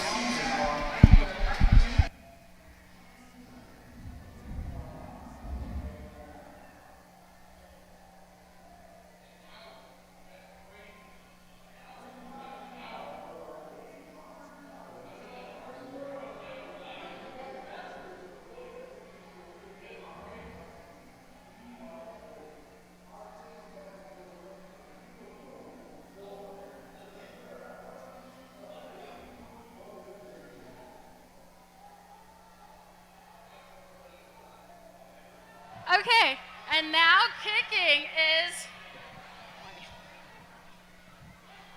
go. What's your name?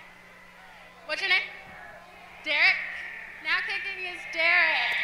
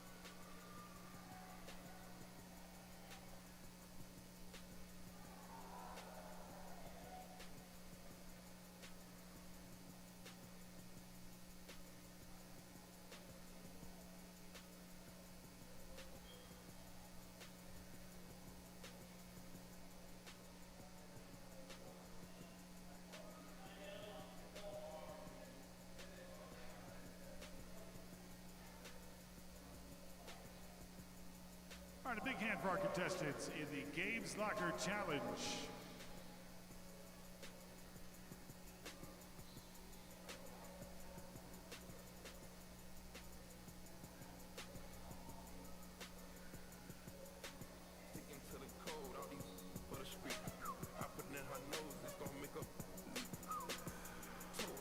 All right, fans, on the other end of the field, we have our relay race setting up. Time to dress like a Titan. They'll be starting in the end zone, run to the 5-yard line, and put on a set of pads. Then they'll run to the 15-yard line and don a Triton's helmet. Then they have to make their way back to the end zone and throw a field goal. First one to finish gets 2 tickets to the next 2 home games. Contestants, are you ready? On your mark, get set, go! We are at a dead heat as they get to the helmets. All right, now they got to throw a field goal. Ooh, that was close. There it is. We have a winner. Congratulations. You're walking away with 2 tickets to the next 2 Tritons home games.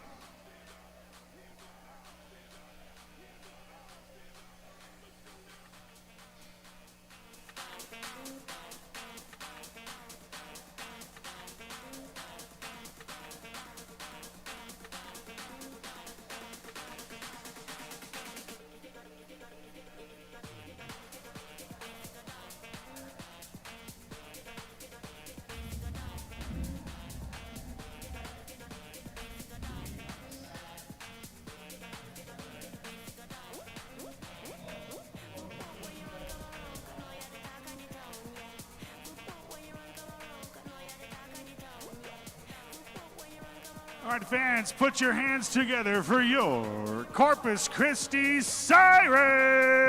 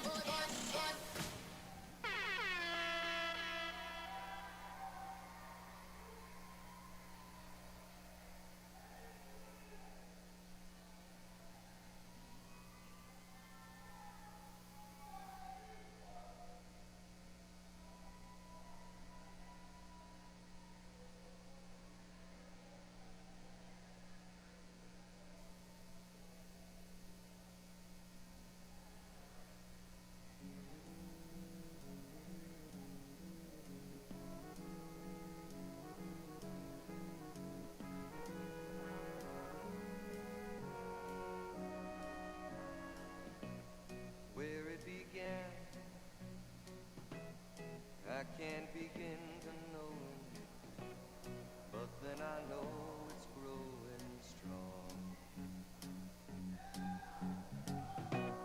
Wasn't the spring, and spring became the summer. Who'd have believed you'd come along?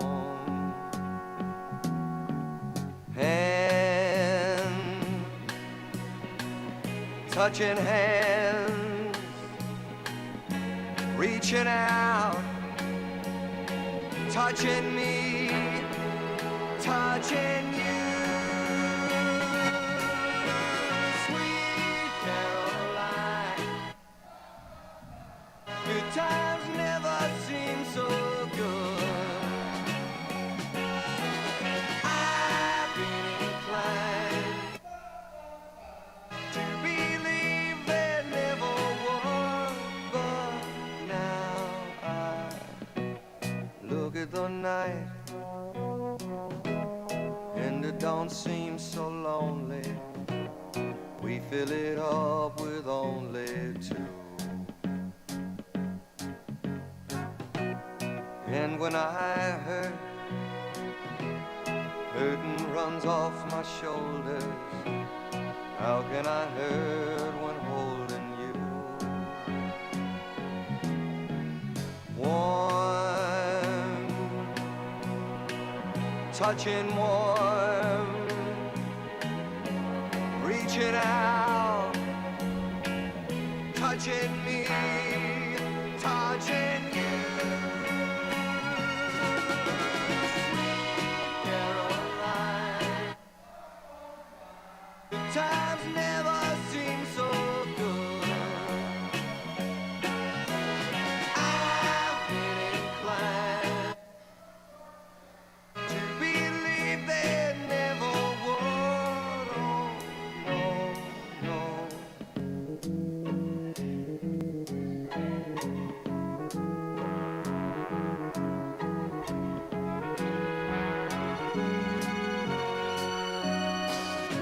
Sweet Caroline, the times never seem so good. Sweet Caroline, I believe they never come. Sweet Well, you're watching the Corpus Christi Tritons take on the Cedar Rapids River Kings. We are currently in halftime. Tritons leading 15-14. Hope you guys are enjoying that halftime show. The light show is spectacular with a great DJ. You definitely got to be here for the next game on Friday against the Far Phantoms. But we will return on KDF right after this break for some more action with the teams getting ready to warm up for the All right, second half. fans, we want you up and out of your seat. Let's see your best dance moves. Who's the best dancer in the building?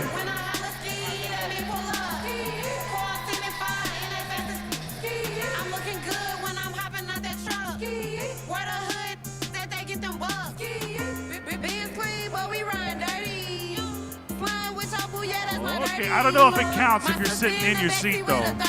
You got to get up out of your seat and dance. He's got the right idea. She like Stacey, why you hurt me? Took him down up the Yankee. When you give me, put that all on my backside. I'm a hood, sitting courtside. There we go. Got his Mac right. Look, I'm from the north side. If you see me and you tryna see what's up, he wanna with me, then I'ma have him stuck. Looking bad and got a stupid butt. Jewelry on your wrist, you hold it up. When I holla ski, let me pull up. Car sitting fine, and I fast as I'm looking good when I'm hopping out that truck. Where the hood said they get them bucks. Big sexy, I'm the chosen one. I drop a bag on your head, I got a lot of fun. And I got them shooters in the cut, they got a lot of guns. Put my mud on your, he gon' blam some. You know I swear that bitch like a NASCAR. I like Hellcat, start off the line and make the engine fart. Don't put your trust in me, I'ma break your heart. Young turn, when I pull up, that's when the party starts. Party starts. There we go. It's a dance camp, folks. Can you do something for me? Can you hit a little rich flex for me? Then 21, can you do something for me? Drop some bars to my ex for me. Then 21, can you do something for me? Can you talk to the ops next for me? 21, do your thing, 21, do your thing. Do your thing, 21, do your thing. All right, there's some dancing right there. That's how you get shot. I DM in vanish mode, I do that lot. Took the panties off and this bitch bigger than a plot. All my S's ain't nothing, them hoes bustin'. If my ops ain't rapping, they hurtin'. You ain't ready to pull the trigger, don't clutch it. See, don't stop dancing. Keep dancing. I'm a savage. It's the dance camp, folks. Booty and magic. I slap a with the ratchets. I might slap a track on this whip and get the addy. Don't call me on Christmas Eve, daddy. Call your uncle, call me. Always in my ear, your whole feet. Find my posting girls and only use they feet. Paid like an athlete, I got 21, can you do something for me? Can you hit a little rich flex for me? Then 21, can you do something for me? Drop some bars to All right, see, that camo shirt's not working because I see you, sir. I see you.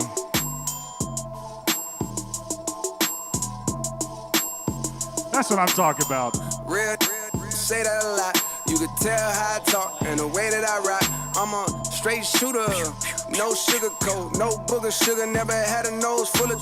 It's all good, folks. Coke, how you wanna coke? Drink what you wanna drink. Smoke what you wanna smoke. Who you wanna? Just as long as she down. If she not, and run along, boy. It's too many fish to be pressed about it. I'm stacking too many chips, could care less about a fit. I'm missing dirty kicks watching YouTube. I'm cutting grass and designing like it's FUBU. I got a real thick gal, wanna sit on my lap. No BBL, you can tell she just built like that. You ever walk into a spot knowing every dip pop? It's not a whole lot of that done felt like that. But there I go, there I go, there I go, there I go. Yeah, it's me with the inside out tee. Low key, only show up for a large fee. There I go, there I go, there I go, there I go. Yeah, that's him, pay the arm in the There we go. Cause they know to jump out the gym for him.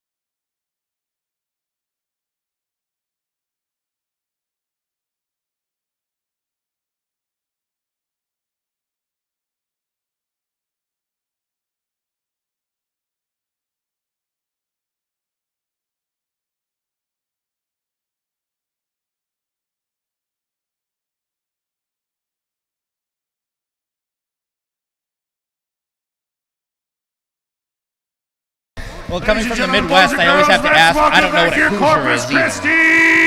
Again, I don't think anyone knows what that is either. All right. Oh, we are approaching the second half here, so we will take our last break over on KDF before we get the action going again with the Cedar Rapids River Kings receiving the second half kickoff. So we'll be right back after this break.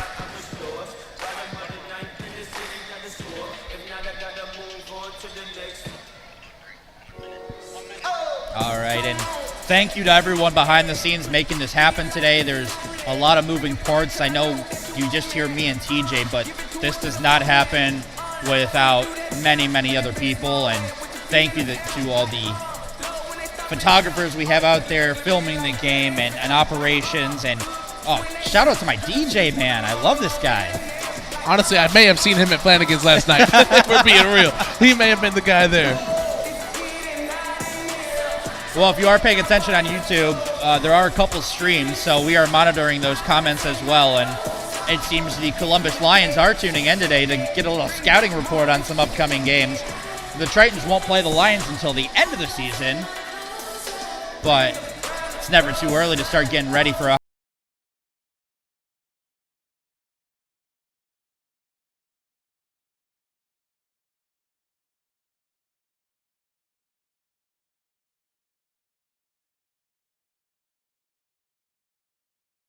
at the end of the first half. No, you're completely right on that. Both teams finally finding their stride offensively. It had been a defensive battle the entire contest. Really impressively, though, has been that River King defense and that defensive line. Welcome back to those watching over on KDF. I'm Iran Hammy alongside TJ Vela. Corpus Christi Tritons getting ready for the second half against the River Kings, and they lead by 1. Although that wasn't the case for most of the first half. It took a touchdown with 20 seconds remaining in the first half for the Tritons to take the lead for the very first time. It's been a very defensive-minded game from both teams. TJ, what have you seen and liked so far? I've seen and liked the defensive side of things. I mean, that for me, coming from the offensive side of the ball, I hate when defenses do well. But both teams defensively have done really well, specifically those defensive lines for both the River Kings and the Tritons. The thing more, though, coming into the second half is I'm just shocked at how the offense for the Tritons has played so far. It hasn't looked like the offense we've seen all year, and I think it all starts with that pressure that the River Kings defensive line is putting on Jeremy Hunt in the pocket. But the great thing, what did we see at the end of the first half? We saw the offense start picking up, and so hopefully Coach Chavez, Jeremy Hunt, everyone in the locker room knows what they need to do now to get things going and create a great second half, but it's all going to start with the defense and making a stop to get the ball back to the offense for the Tritons. The Tritons surely bring in the momentum because I'm feeling the energy right now, and it may be the 3 shots of espresso I had during the first half, but halftime was electric. The Tritons took the momentum in, scoring with 20 seconds left in the second quarter, and then recovering a fumble with 3 seconds left, trying to get one last shot. Obviously, it didn't work out, but here we go for the second half. It's 15-14 Tritons. Let's get going. Long kick into the end zone. It's still got to be returned unless it goes out of play. Unfortunate for the River Kings, it did go out of the end zone. Yeah, that one hop that put it right over the wall. If it would have just gave a little backspin, some Scotty Scheffler with the 56-degree wedge. Oh, man, it could have been a great way to start out this second half for the Corpus Christi Tritons. Great segue. We've got a lot of great sports going on. It is the month of April, which I think is second in my book for great sports next to October. That's very true. There's a lot of sporting events happening today. We've got the last day of the Masters tournament happening right now, and as TJ mentioned, Scotty Scheffler was in the lead as I last checked. It is the last day of the NBA regular season. It's the last few days of the NHL regular season. And, of course, we just had March Madness wrap up with a historic run from UConn. So if you're a sports fan, you got to be loving all of this. I think the last time so many sports happened in one day was June 17th, 1994. I wonder what happened on that day. I don't know. Just a lot of sports. Second half underway with Reed under quarterback for the River Kings. It's a quick throw to the left. He's got Donovan Johnson, who's out near the 20. Pass is complete. Just a great first play there for the River Kings offense, finding the soft spot in the zone coverage from the Tritons. Johnson making a great catch on the ball, just holding on to it, getting the first down for his team. One play, 10 yards. Can't beat that offensively for the River Kings. Verlin Reed starting to gain some traction under his feet. Now it's been a dual quarterback system here for the River Kings, but I see their other quarterback, Kaylor Sullivan, on the sideline without his helmet or pads, so he may be done for the day. Yeah, he was taking a lot of hard hits there in that first half, and yeah, you're right. It looks like he's done for the day. And there's going to be a jump on the offensive side of the ball. Back him up 5 yards. On Cedar Rapids. Yeah, the guard and the center were trying to communicate and figure out what they were going to do on the blitz from the Tritons, and he just came out of his stance, took a step, and that's going to be a penalty. Also great about this, TJ, is that I can hear everything the players are saying down there. You can hear everything. It's a very intimate experience when you think about it, with the fans being so close, with us being so close. We are really right on top of the action here at the American Bank Center. 2nd and 15 for the River Kings, trying to gain their offensive footing once again. One receiver in motion. It's handed off, though. He's got room to run. There he goes. Breaking tackles left and right at the goal line, and he's in. Touchdown, River Kings. How about that for taking the momentum back? And just a great play call there from Coach Clark of the River Kings. I think that was number 18, Billy Massinger. Really just once he got through the line, you had the misdirection in the backfield. Once he got through the line, there was not much for him to do besides outrun everyone else. And once he did, it was pay dirt. And the River Kings get their lead back after only a minute 45 comes off the clock. Oh, an offensive lineman there for the River Kings did limp off on that play, but like you mentioned, great play. The motion moved everyone to the right side of the field. He had all the daylight in the world on the left side. Cakewalk. So the River Kings will go for two as they take the lead once again. Reed calls his own number, hit by 4 Tritons, 5, 6. You can't go anywhere. Conversion is no good.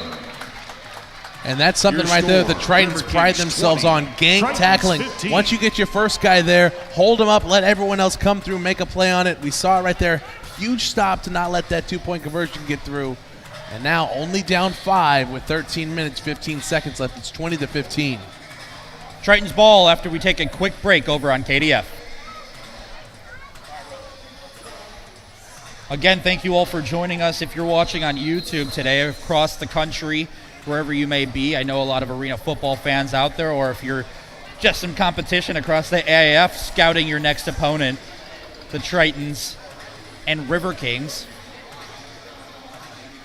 River Kings still looking for their first win in regular season play, have had a couple victories in exhibitions, and because of the way things have played out, a lot of teams will be playing exhibitions throughout the season. Here's the kickoff.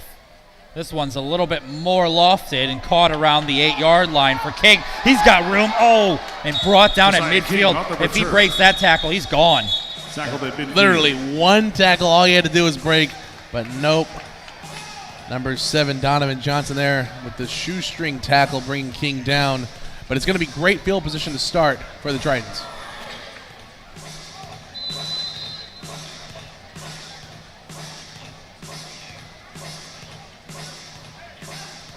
Welcome back in on KDF. The kickoff was returned to midfield for the Tritons, setting them up for a good position to attack once again, now trailing 20-5 after a quick strike by the River Kings to start the second half. Hunt on the ball. Open man, that's Grimsley again. He's getting involved now a lot more, and you know, that was the key to success last week, and I think they finally figured it out. Yeah, right there again, we see the River Kings in zone coverage. You cannot play that with a guy like Grimsley. You all saw it all in the first half. They were in man coverage, pressing him from the line of scrimmage to start. But now Grimsley really finding his open spaces. And once he finds that open space, that's where he becomes really dangerous, getting the yards after catch and being very elusive to tackle. Here we go now. Second and short. Going to opt to throw this one. Quick one to Plummer. Welcome to the AIF, sir. Plummer. It's a Tritons first That was a down. great job by Hunt. You saw the pump fake. If he would have thrown it off the Movers. first, it was supposed to be a quick pass, but the pump fake there gave him enough time to avoid the hands of the defender coming over. Pump fake, throw it over the top. Let Plummer do the rest. Tritons First are down, in the Tritons. Leverage Mechanical Services. First and goal for the red Tritons. zone. Again, that pass was caught by Lawrence Plummer, new to the team. He played tight end in college, at Presentation College, an NAIA school.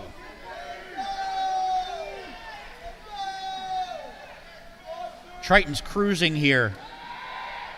Pump fake by Hunt. He's got a scramble. Oh, he had an open man and just overthrew him. Hunt a little off keel here tonight. Yeah, right there, Hunt was looking for Grimsley as his first option on the out route. He was covered nicely, so he didn't go to him. Tried to scramble a little bit and just missed Doss there. But you're right, Ron. We haven't really seen Jeremy Hunt miss as many wide open receivers this season as he's done tonight. And right there, that would have been an easy 6. That would have been the lead back for his team. I know he's punching himself internally trying to say, you know, I should have had that one. Another shot for the Tritons, second down. Timeout, Tritons. It is going to be a tight timeout, for the Tritons here. They want to talk this over. Chavez got to get a little creative as he was fairly shut down with his play calls in the first half. But again, it wasn't really on him at that point because his plays and how creative they are, it takes a little bit to develop. And has to be executed. And Hunt just didn't have the time to let those plays develop. It seemed like he had a defender in his lap as soon as he snapped the ball every single time in that first half. So it's going to be important here. Coach Chavez calling that timeout just to bring the guys together. He knows how important this drive is in putting the ball in the end zone, so he wants to make sure everything is right for this play. Well, if you're just catching the action here in the second half, we had first half touchdowns for the Tritons by number 8, Doss on your near side, and Grimsley, who's about to go in motion. Those are his two favorite targets today. Hunt has to step up in the pocket, throws across the middle, and the referee's going to call him down at the 1. He was literally hit at the goal line. Plummer, like he hit a brick wall. Personal foul. Yeah, that was a great catch by Plummer. It looked like maybe he got in there.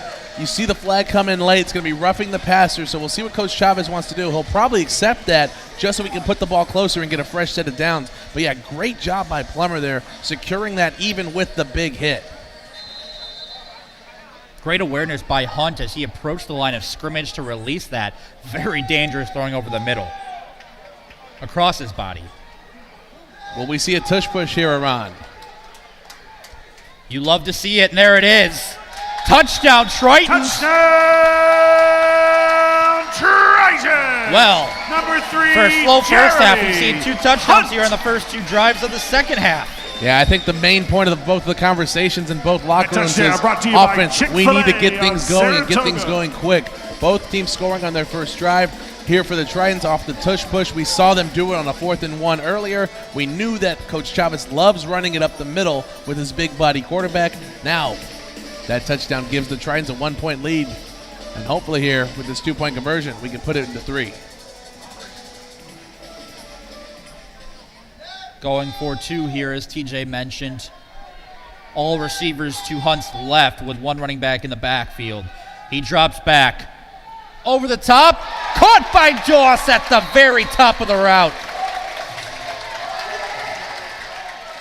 And again, a great job by Doss there. The late crossing route over the middle, snuck behind the defense and the linebacker core for the River Kings, and makes a great play on the ball, high pointing it up at the top, bringing it down in play. 2-point conversion is good. 23-20. The Tritons are up with 10 minutes left in the third.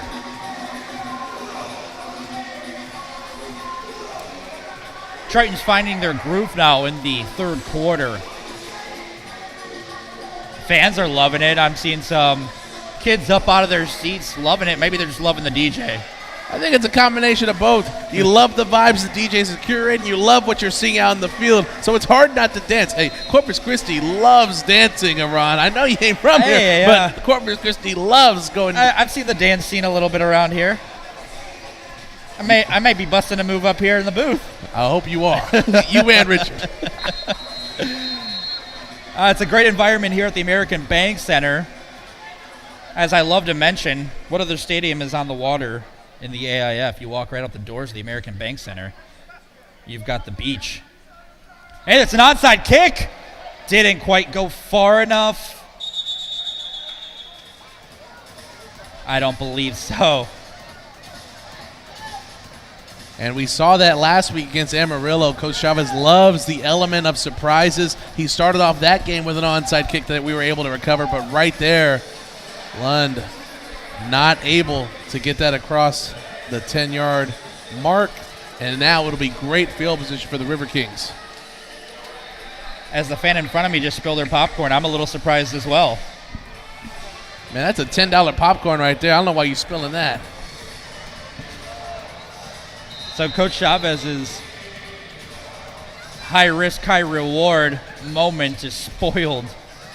The River Kings get the ball on the 8-yard line of the Tritons. Down 3, 9 minutes to go in the third quarter. Very eerie start here. I mean, it seems like this is where the River Kings were on their first drive in the first half. And here we go. Two receivers in motion for Reed under center. He's going to pitch it, though. There's that running back bouncing around. Gets to about the 5-6 yard line. We have an official timeout. And there's actually two 18s on the roster for the River Kings around. That's probably number 18, Devontae Brown. There's also, like we said earlier, Billy Massanger. So we'll go with Devontae Brown for now. I don't think you can be wrong, though. Until they start giving us the official ones every single time. We did not receive a roster ahead of the game today. We're just going to do the best we can with what we got.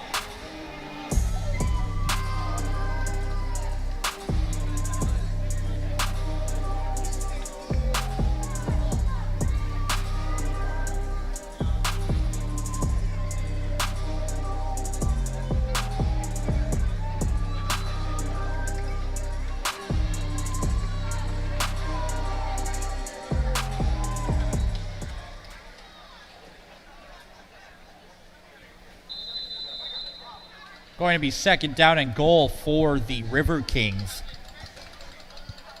Trailing by 3 in the third quarter. Two receivers are going to go in motion on each side of Reed as he goes under center. Handles the snap, throws. Broken up in the back of the end zone. There's a lot of contact, but the flag will stay put away. Yeah, a lot of pushing and shoving in the back of the end zone there, but the ref's going to let him play. Great job, great defense. Just not allowing any room, any space for the River Kings receiver to make a play on the ball.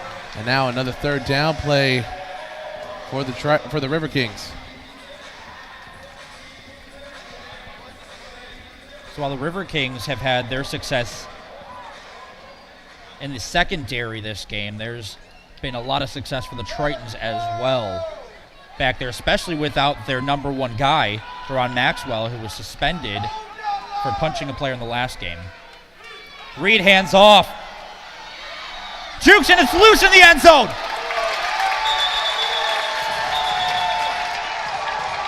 See what the call is? No signal yet.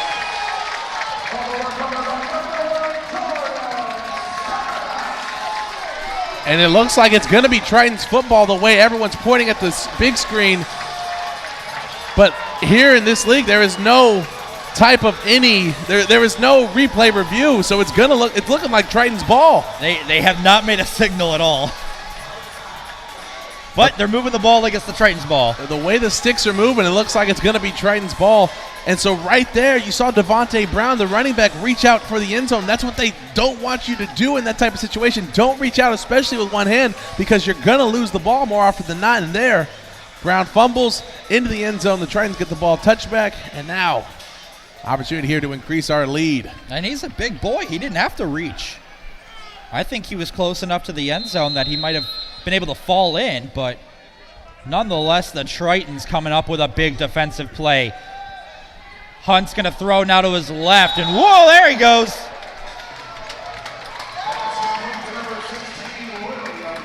Did you get an autograph over there, fans? As Langford goes over the boards into the lap of a couple children. I think Langford got a taste of some nachos there, the way he went all the way into the crowd. Great job by him, though, holding on to the ball and securing it to make it now a second and short. The Tritons have done very well on first down when no penalties are committed. That's the big thing right there. Two receivers to the right. Pump fakes and goes long to the end zone. It's Langford. Broken up.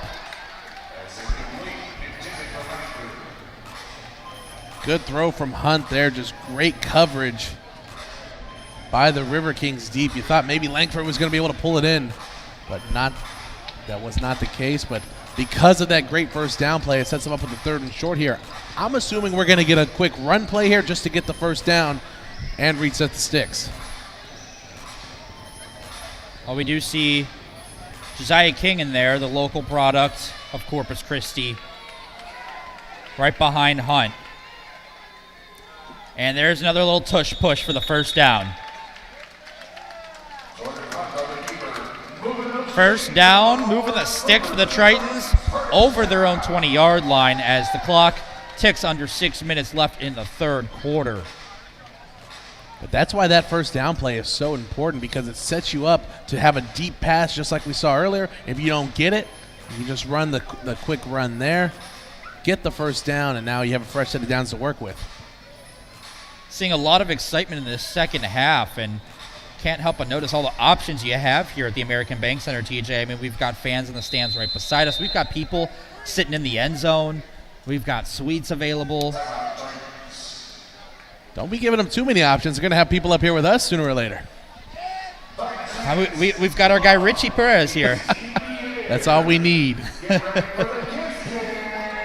right, we're going to take a quick break over on KDF. Stick with us on YouTube.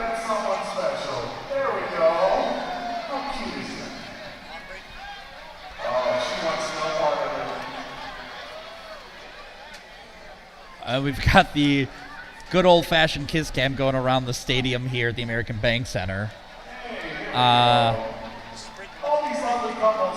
Okay, people are now playing along. We had some trouble with the dance cam at halftime, but the energy is picked up, wouldn't you say, TJ?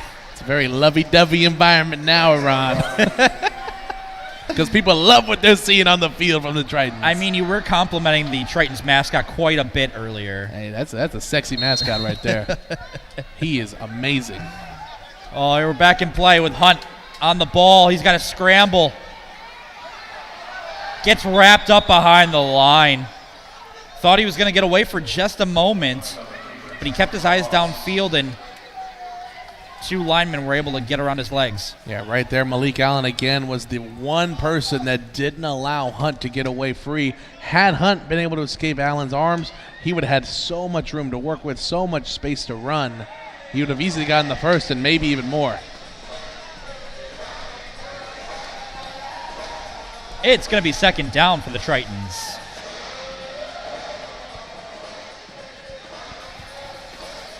River Kings have to be pleased with how they've played so far compared to last week, giving up a 20-7 lead to the Harrisburg Stampede.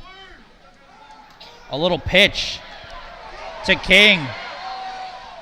Do a little dance. Gets a few yards back. Not much. Boy, the run game is really tough in this environment, TJ. Yeah, especially when you're running close to the boundary right there. King really had nowhere to work, and that was really due to the linebacker number 26, Austin Wood, scraping over the top of his defensive line and meeting King in the backfield. Welcome back on KDF. The Tritons were able to run one play with Josiah King to get a few yards back. It'll be third down as they talk it over. And as we were just talking about, the River Kings, which I haven't been monitoring the comments, so I'm not sure if anyone's responded to me yet. Apparently no one knows, because no one has said anything. Well, River Kings defense is playing exceptionally well today. It's a 23-20 game in favor of the Tritons, and they just held the River Kings at the goal line. But outside of those couple of turnovers, they've played a lot better than their last game. Hunt's got it. The blitz is coming. He throws across the middle to Doss.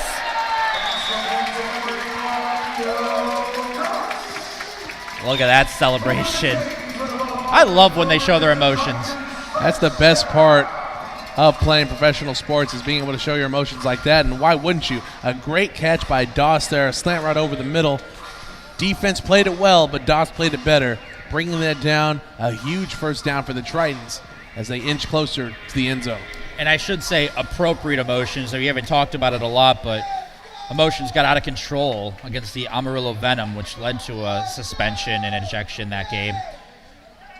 Much better today. Hunt looking for Grimsley. Batted away.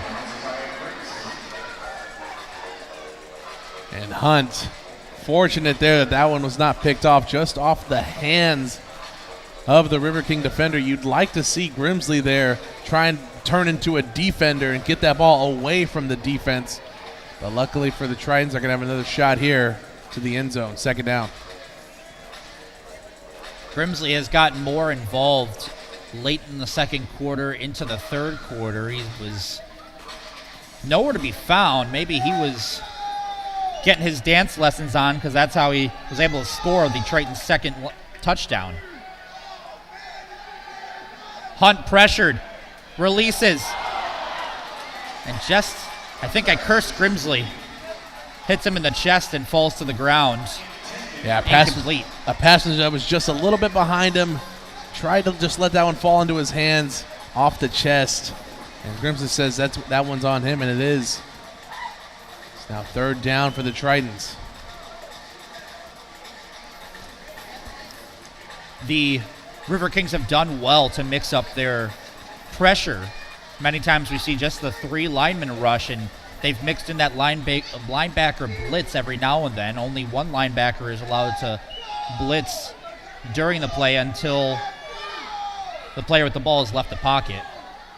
Hunt, he has a receiver out left, and he'll use the check down to King. Leaps a man!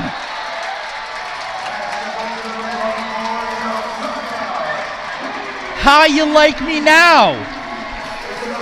King's got the spring, and he hopped right over that man all the way to another first down for the Tritons. You had the defense in a zone look, and no one had the running back accounted for. Hunt going automatically to his check down. King, and let that man do the rest of the work. Oh, my goodness. That's a bad man. Fans were out of their seats after that one. And King will stay in there in the backfield. Now first and goal for the Tritons once again. Hunt tried to call his own number, but O-line couldn't get him any room. And that's just a situation there where the River Kings were ready for it defensively, because that's the play that we scored on earlier. Just a QB run to the boundary on the top side. That time, though, the River Kings defensive line ready for it, slanted to it perfectly, and swallowed up Hunt in the backfield. What kind of trickery do you expect here?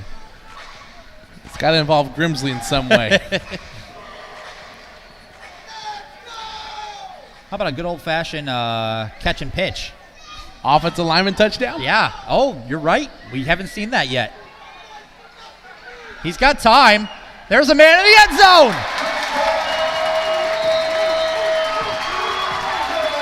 Tritons conquering the sea and land today. That's another touchdown. And that's another Doss touchdown there, and another situation where he gets behind the defense, behind the secondary, and just settles in there in the middle of the end zone. Great job by him finding that soft spot in the defense. And the Tritons now up 9, trying to go up 10 off the kick of Lundy. Well, this is the Triton team we saw 2 weeks ago against Amarillo here at the American Bank Center. Offense couldn't be slowed down very often by the Venom. And I think the Tritons are figuring it out. They'll go for the extra point here with Lundy. Lundy is money. And puts the Tritons up 10, 30-20. And it's like we're on the playground, just swinging away. But going back to it, how big is that fumble by Brown now? Huge. It turned into 7 points for the Tritons and no points for the River Kings. It's a 10-point lead for the Tritons now with 44 seconds left in the third. That's some comfortability now. If the River Kings do score, the Tritons may still lead. And I haven't egged you on yet. Where's the Uno? We're still looking for an Uno here at the American Bank Center. See, I thought by not talking about it, it could happen. Hasn't happened yet. Reverse psychology on the ball. Like, we're trying to do so much different here. I just figured maybe we just wouldn't mention it. Well, it's my job to talk about everything. Oh, easily, yeah. We know Lundy has the power in his leg. We've seen it in warm-ups. And as he gets more loose, I mean, it becomes more or a better chance. The River Kings are on their own 5. Here comes Lundy. That's into the end zone. And goes out of play once more. Man, that's just a lucky bounce for the River Kings. They're getting very lucky letting that thing bounce. Yeah, they're playing with fire over there. one more inch to the left or right or even forward or backward, that could hit the wall, bounce back in. And with the Tritons going down full speed, they could easily fall on top of that ball. The ball must be returned in the AIF on a kickoff if it's in play. And so by it bouncing over the end zone walls, the River Kings are fortunate and they'll take the ball at their own 10-yard line for 1st and 10, down 10. With under a minute left in the third quarter, this game is ticking away fast, so they're going to need to make a move here. Verlin Reed still in at quarterback. Quick throw over the middle. Flanagan out near the first down marker. Just a great job by Flanagan there. He's in motion. They're expecting him to go deep, but right there, a hitch route, finds the soft spot in the Triton defense, settles in there for a good catch. Flanagan listed with experience from South Dakota University, a big-time program. Hey, even the players are getting into the DJ's music now, TJ. I see a couple guys. It's all about the home field advantage, whether with the fans, the broadcast, or the players. The mind DJ games, curates everything. We've got a dead ball here. Looks like it's going to be the fourth quarter. Look at that. Time has just ticked away. And with just 15 minutes left to play, put your fours up. 10-point lead for the Tritons, 30-20. We'll be right back on KDF after this break for the fourth quarter.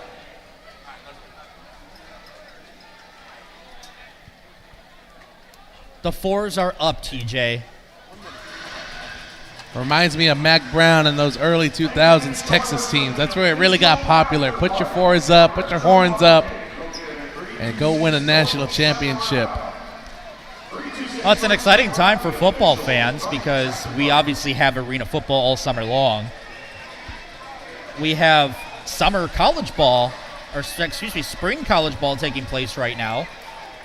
So if you're a fan of a college program, that's something to get excited about. I know my program was being shown off this weekend to see what we might be in store for this fall.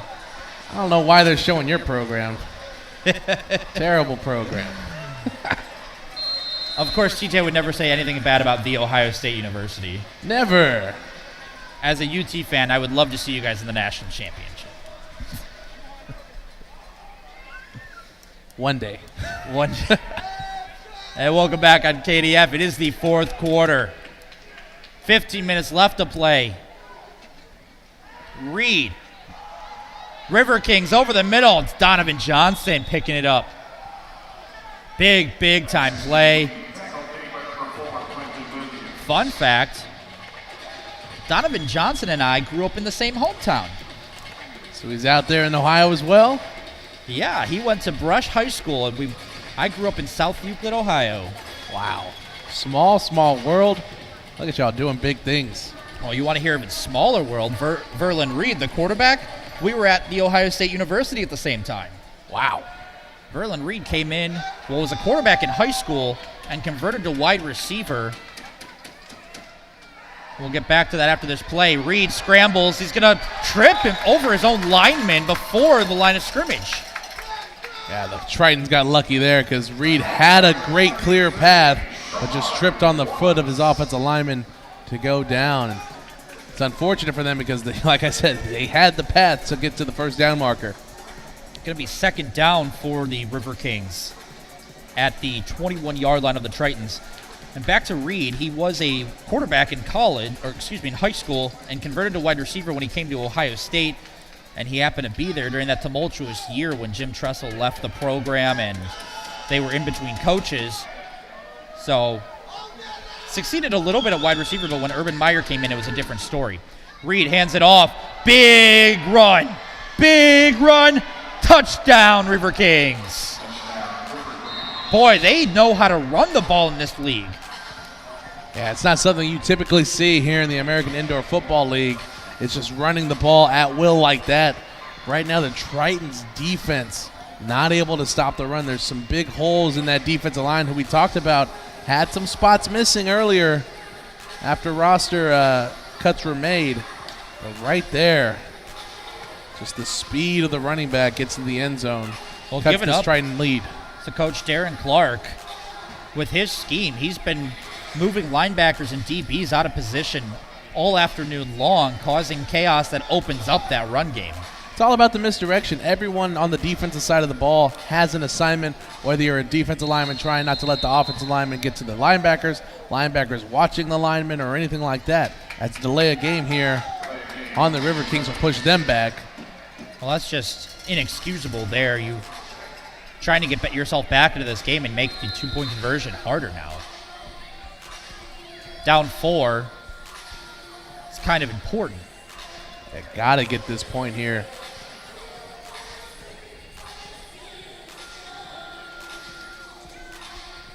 I see Nick Smith up near the defensive line for the Tritons.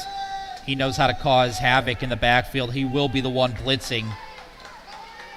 2 receivers in motion. Reed to the left. Intercepted. Can be returned. Fabian McNichols says, "Not in my house, sir." We've been waiting for it all day. McNichols has been in the great spot defensively, knocking balls down, but there finally makes the jump on the route, catches the ball, and gets a great return, but more importantly, stops the River Kings in their tracks and doesn't allow them to get the extra points. And we've been talking about those crucial plays, like the fumble in the end zone by the River Kings, and then the failed 2-point conversion there after a delay of game call. Will that come back to haunt them with 13 minutes left to play in the game, down 4? And the Tritons have figured it out on offense this half.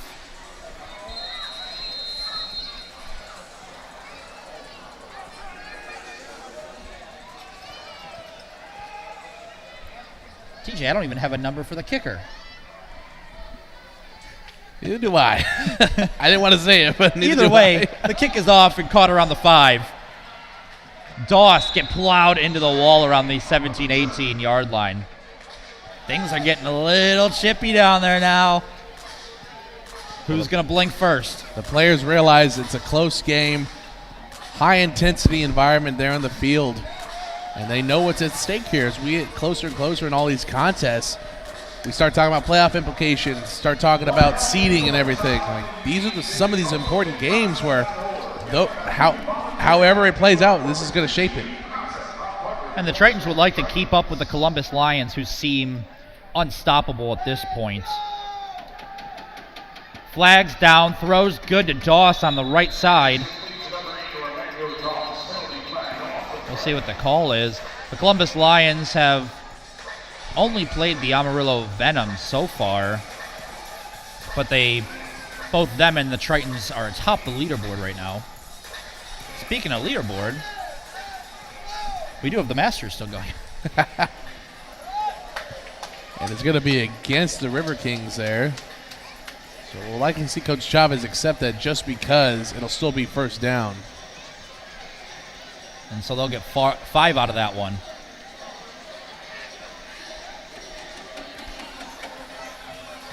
And again, it's one of those alignment penalties against the River Kings. And right now they're just struggling to prevent those from happening, giving 3 yards and to the Tritons. It could be a number of things. All the linemen have to be facing the offensive line. Can't come on diagonally at all. Linebackers have to stay in the box. Only one linebacker can blitz.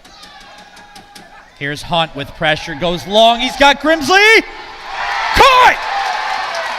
Touchdown! As he flips over the boards. You can't stop him. What a throw. What a catch. Oh, my goodness. We talked about it all night long, the potential for the big play. Penalty flag comes in, likely for taunting, but that's not going to take away from Grimsley and what just happened. Catching it at the top of the throw and holding on to it while being pushed over the wall. And I think the refs are just talking just to see if Grimsley did hold on to it for the full. We've got a camera right down there, so. He's saying, hey, well, we got it. He's saying he got it right there. We've got one of our camera operators right where Grimsley went over the boards and caught it. And I'm not going to say the camera operator is biased in any way. Of course not. But he's not being paid by. But you might as well just post curse of the commentator right on my forehead, because everything I've said has jinxed this game. As I said, emotions haven't gotten out of hand, and here we are with a personal foul coming. I'll take it, though, if it's going to let the touchdown stand. There it is. Well, it's going to be on the River Kings. And it's ejection. Oh, man. That's huge. That must have been his second one of the game. We haven't gotten any numbers on who it could be. But and the referees do not have a microphone, I don't believe.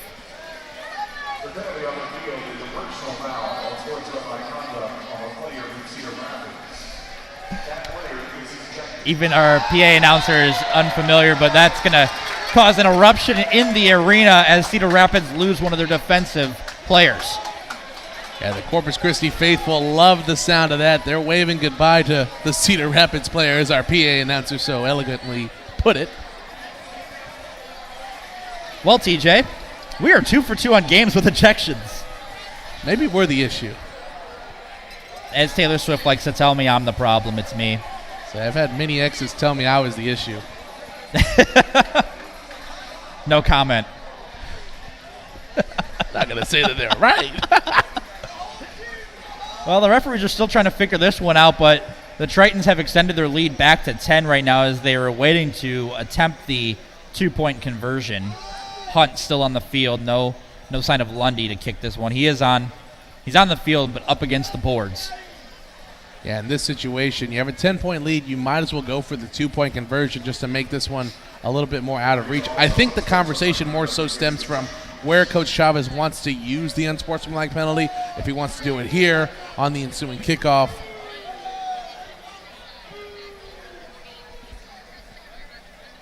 .5 minutes left to play. The Tritons feeling very secure on offense right now as Hunt unleashes a dime to Grimsley. You're going to want an NFT of that.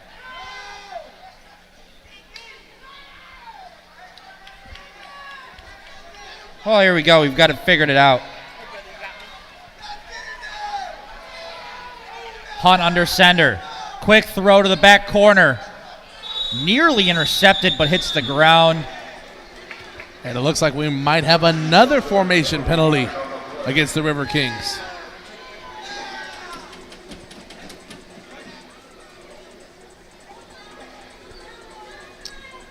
Waiting for the officials' call here. They do have lengthy discussions. I think they're still trying to figure out the rules themselves.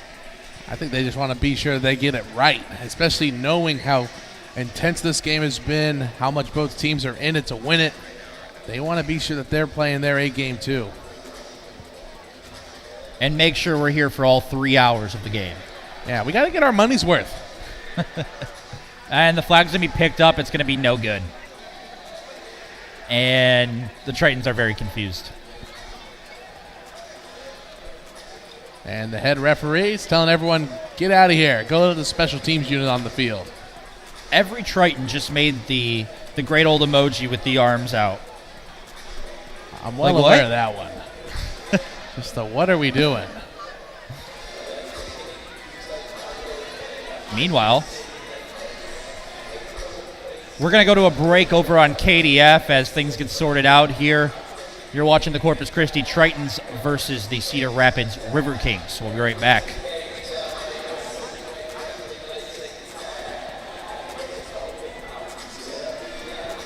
For those of us still watching on YouTube, hope you're enjoying the contest here. It's been a fun second half. The defensive battle we saw in the first half has kind of evaporated a little bit as the Tritons have scored on, I believe, every second half drive. Yeah, they have, and it's been one of those things that And all it took was some adjustments at halftime to get the Tritons refocused, to get their offense ready to go. And for the defensive side of things, it was just a matter of keeping the momentum going. And this is going to be a big drive coming up. Big task to stop the River Kings offense.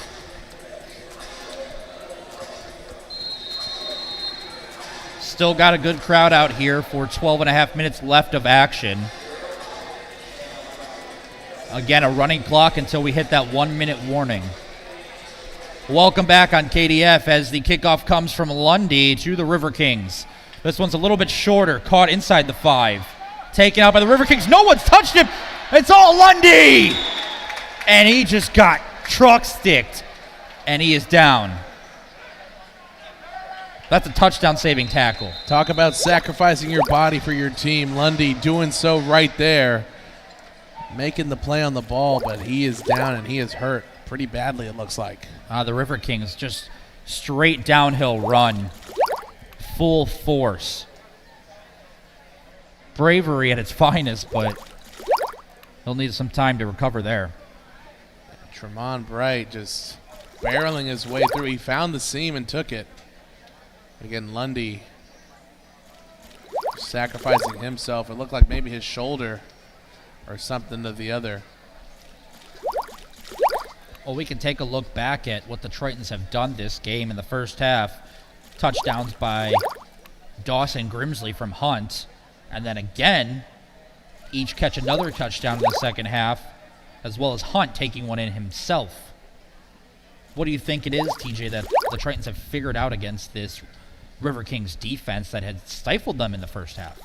I think the biggest thing is that now Hunt has the time to do all of that. He's had a lot more opportunities to let plays develop. His offensive line has done a better job here in the second half of just not allowing the defensive line to penetrate too much into the backfield.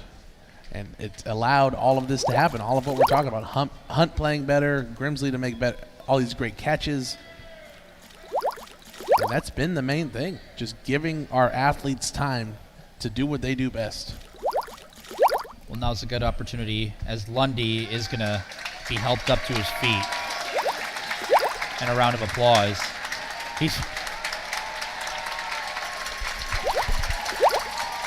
That's not a man that attends Weenie Hut Jr. Now, he's tougher than a $2 steak.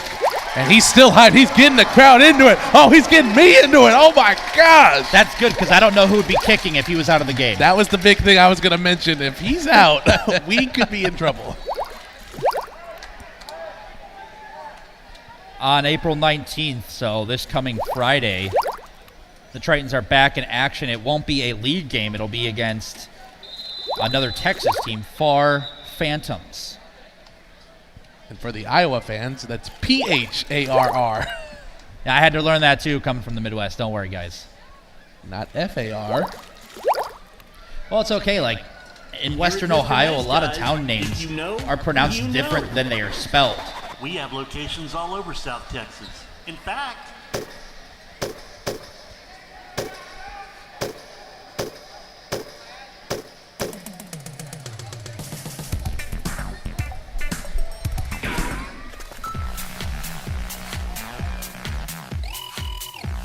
and remember, here at Mr. Nice Guys, if you know, you know.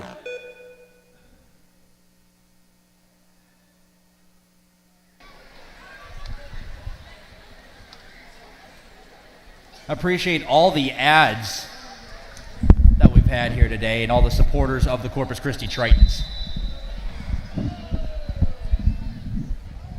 As the River Kings are set up in good position now after the return by Bright.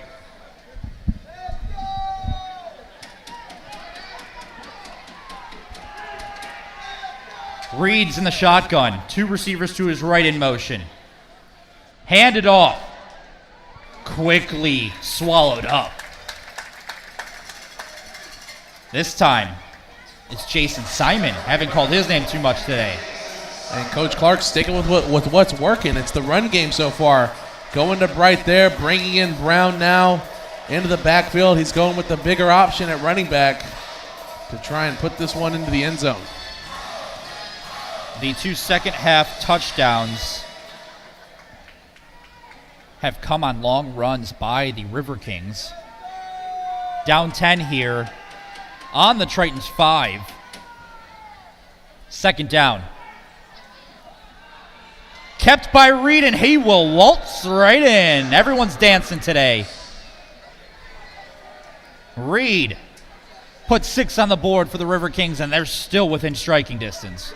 And that's the thing. When you have a running game that is so dangerous, especially in the goal line, you have Bright with the speed, you have Brown with the power. It allows your quarterback to do all of his reads and pull the ball if necessary. And you're right, Reed walked into the end zone there. Huge touchdown for the River Kings to cut this Triton lead down to 4. I'm loving this remix by our house DJ as well. I have to keep giving him a shout out. Sorry if you guys hate me for it. But excellent environment here at the American Bank Center. River Kings' first trip here. Reed for the 2-point conversion, but we've got flags down. Yeah, another instance where the false start's going to push the River Kings back. And this is the second time in a row they've had a penalty on an extra point try that's going to move them back around. Again, an issue on these 2-point conversion plays for them. The River Kings had been an established program for about 8 or so years until the pandemic struck and most of the world shut down, especially with sports.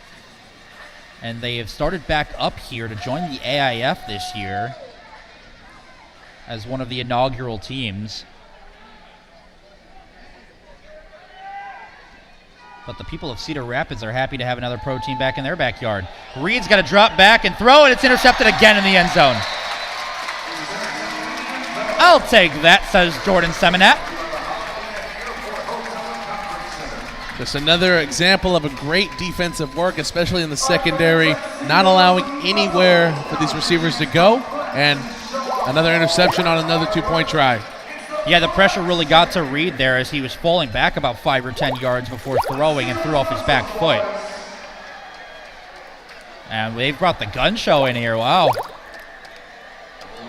Show off, youngsters. The flex cam.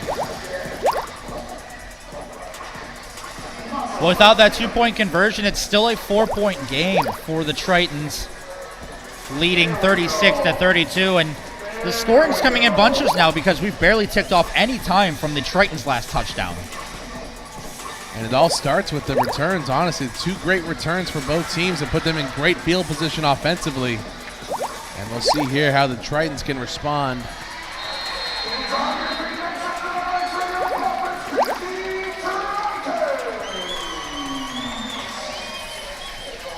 Tritons are playing like this is going to be a shorter kick. And it is. Caught around the 20 of the River Kings. I think that was by design. It was by design. You had Langford there ready to catch that one. But a very, I think, questionable call, especially so early into this. Unless you're just expecting the Tritons to put it in quickly and then let your offense go back to work. I think the idea was there. The ball was spinning very much that if it lands, it could go any direction, but you really never know what could happen with a pooch kick like that, especially so high up in the air. Absolutely. But now great field position here for the Tritons.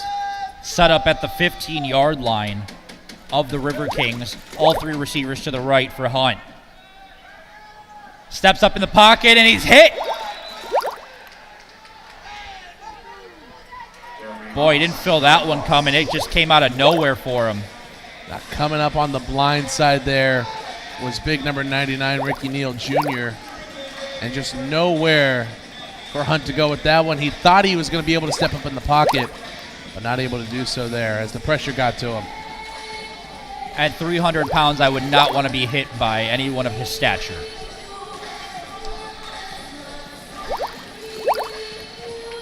Second and long for the Tritons. Grimsley and Doss, Hunt's 2 favorite receiver options in this game. He's got to step up in the pocket again, facing all the pressure. Duck, dive, did throw. Intercepted. But we do have a flag down. And we'll see what they call, but that's just another example of pressure creating interceptions and turnovers. Great job by the D-line of the River Kings. And that's going to come back. And so as well as they did, they're the reason that interception will not stand, and the ball will go back to the Tritons. Just another huge mistake for them. The second time that has cost them an interception and a turnover. It's like tripping on the graduation stage. You're embarrassed, but you still get to keep going. You know, I did that in high school.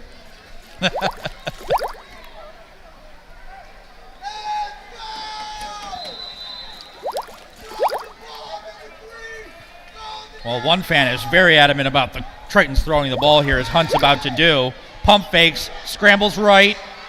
Again, throws it away smartly this time. But look at Doss. He had some separation going the other way in the end zone, and he is visibly frustrated. The play was just not going to him at that point. He needs to go across the field to get into the eyesight of Hunt, because the way the pressure was getting to him, Hunt was not going to see him.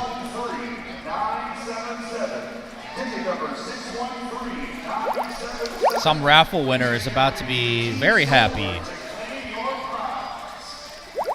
And if you haven't visited the American Bank Center, there's plenty to enjoy here. One of the nicest arenas in the arena football scene. I'd say the nicest. I would go out on a limb and say it's the That's nicest fair. arena in the arena football. That's fair. We're going to take an official timeout. And I don't know if you knew, TJ, last night they had to convert this whole thing from a boxing event that we had that was streamed on ESPN. A lot of big-time local boxers having their professional debut.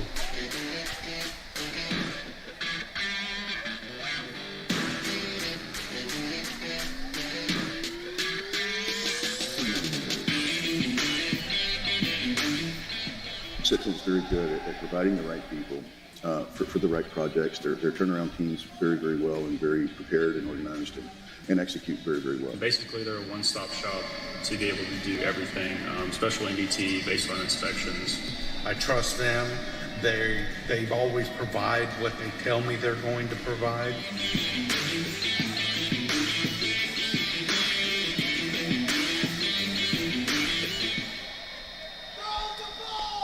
All right, thank you for your sponsorships for the Corpus Christi Tritons. Lucky to have a pro football team here in the sparkling city by the sea. Third down, flag goes, throws off, caught in the end zone. We'll wait to see what that flag is, but right now, Doss proposing to the camera. Great pitch and catch there to Doss, but it most likely is coming back here, maybe in offsides. All right, the touchdown's going to stand. That's Doss's third score of the game, and the Tritons extend the lead again. And for Doss, who wasn't really a factor in any of the games before this, has really made himself known against the Cedar Rapids River Kings, and he's doing his dance on the field, and for good reason.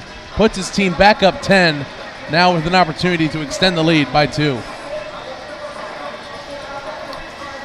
Yeah, great pass by Hunt here, and just a nice touch, and look at that.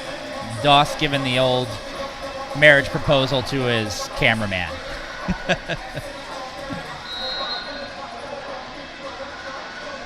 It is 42-32 with 8:50 left in the game.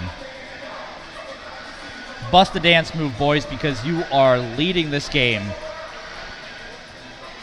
As they're going to go for 2. Lined up here to the left. And usually when we see this, we might see Hunt take it himself. Now he'll drop back and throw. It's high and caught. That's Grimsley sharing the wealth between Doss and Grimsley all afternoon long. It's 44-32, Tritons. And that's why it's so important with the ball position there. Coach Chavez wanting to put it on the near hash, opens up the right side of the field and allows more receivers more time to sneak behind the defense. We saw it there. Grimsley, great catch, high pointing that ball, coming down with it. 12-point lead now with 8:50 left in the fourth.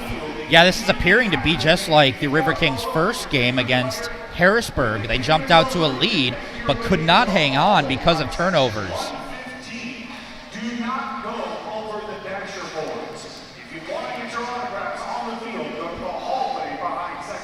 another reason to come out to the games is you get the chance to meet these players right afterwards. And that's the great thing about the Tritons and the organization. We've talked about this before. The interaction with the fans, not just here at the American Bank Center, but in the community. They do so many volunteering events. They do so many just events where people, and especially kids and children, can meet these players, see what it's like to be a professional athlete, and really start to dream big, especially if you're in Corpus. And when starting these smaller leagues, it is so hard to keep it going, but the Tritons have done well to establish themselves and show that there will be continuity with this program. So far early in the season, they've done well on and off the field. Lundy back out there for taking the big hit. He's going to kick it short. It's going to hit the ground and bounce. Someone's got to get it. The Tritons picked it up!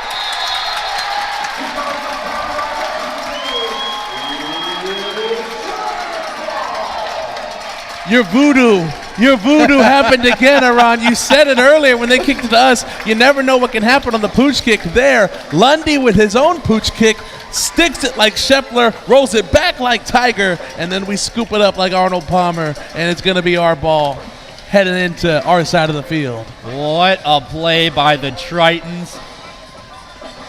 Couple bounces, no communication in between 4 different River Kings. I think that's King who came flying in there to recover it. But you've said it before, there just seems to be no urgency and no communication on the kickoff return of the River Kings, and it hurts them there. Hunt being pressured, rolls right, throws. Grimsley snags it. There's some good sportsmanship as well. Grimsley having himself a second half after being almost non-existent in the first half. What a throw by Hunt there on the run. Throws a dime, a bullet to Grimsley, who makes a great diving catch on that. And now with 4 yards to go, you'll have 4 opportunities if you're the Tritons offense. The River Kings have not stopped the Tritons this half. Just took a while to get in the groove today. But you know, that's why you play 4 quarters.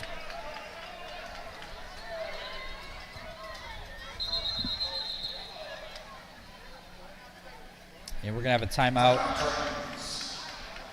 Chavez didn't like what he saw.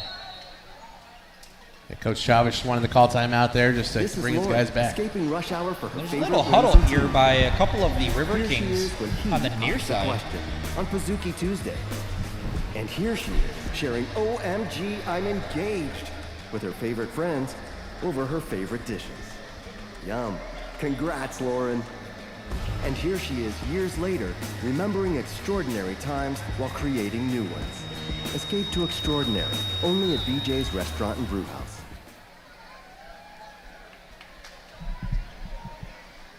Okay, so the Tritons in good field position after recovering the kickoff. And a good catch by Grimsley inside the 5. Langford and Dawson motion. Hunt has room to run, throws. Oh, and almost intercepted. It looks like the DB almost threw it up with his hand for his teammate to catch it. But Hunt had all that room to the right. You're right. I thought he was going to take off and run right there. He had an open lane. All he needed was the 4 yards, and we've seen him do that time and again. Luckily for the Tritons, that ball did not bounce off the hand of the River Kings defender. It looked like maybe that was like a volleyball situation where they call it a pancake and the hand just gets underneath before the ball hits the floor. Luckily it didn't happen, because that would have been a huge turnover in the end zone for the River Kings. Yeah, that's illegal in volleyball. The pancake? Well, if you're using the palm of your hand. Well, you got to put the hand down like this. Oh, you can do that. Got to have the top hand. Top hand, yeah, sure. Here we go again. Hunt. Touchdown, Tritons. Have yourself a day, Orlando Doss. And the River Kings are just squabbling between themselves. They can't figure out how to stop them. No, they can't, and it's tough because you have Hunt now, who is so comfortable in the pocket. He knows that the defense is going to get to him, but he's just going to stay in there, take the hit, deliver a dime to where only his receiver can get it, these DBs for the River Kings are really struggling here, especially in the fourth quarter. I don't know if it's fatigue. I don't know what it is, but they are struggling to cover Grimsley and especially Orlando Doss.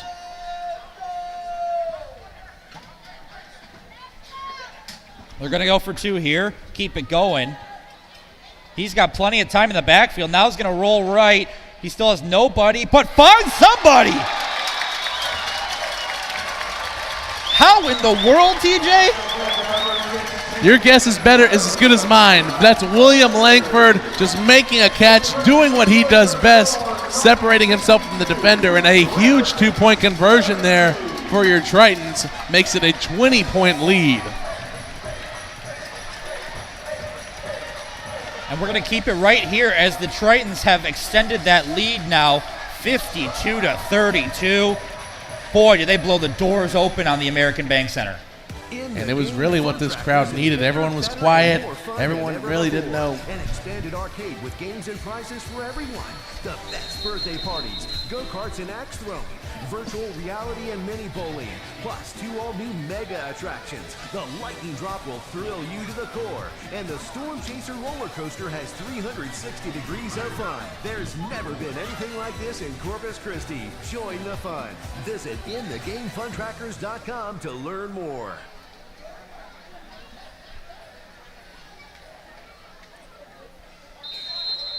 All right. Under 7 minutes left in the game. Tritons figuring it out in all aspects of this one. Here's Lundy going to go long. That's going to stay in. Has to be corralled in the end zone. Hitter on the 10. Falls around the 12.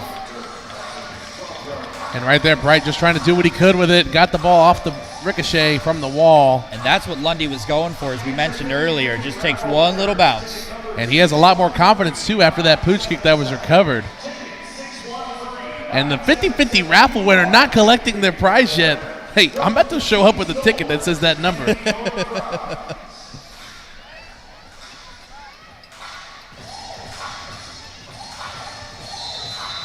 You got to take advantage of that. That's tax-free, too. I'm not telling the IRS. That might be a couple trips to HEB. It's a lot of trips to Stripes, I'll tell you that. Or any number of our sponsors down there, BJ's, Taco Palenque, Retro, the new bar downtown in Corpus Christi. Reed drops back, throws a quick little out. Oh, and Johnson is by him with the wheels.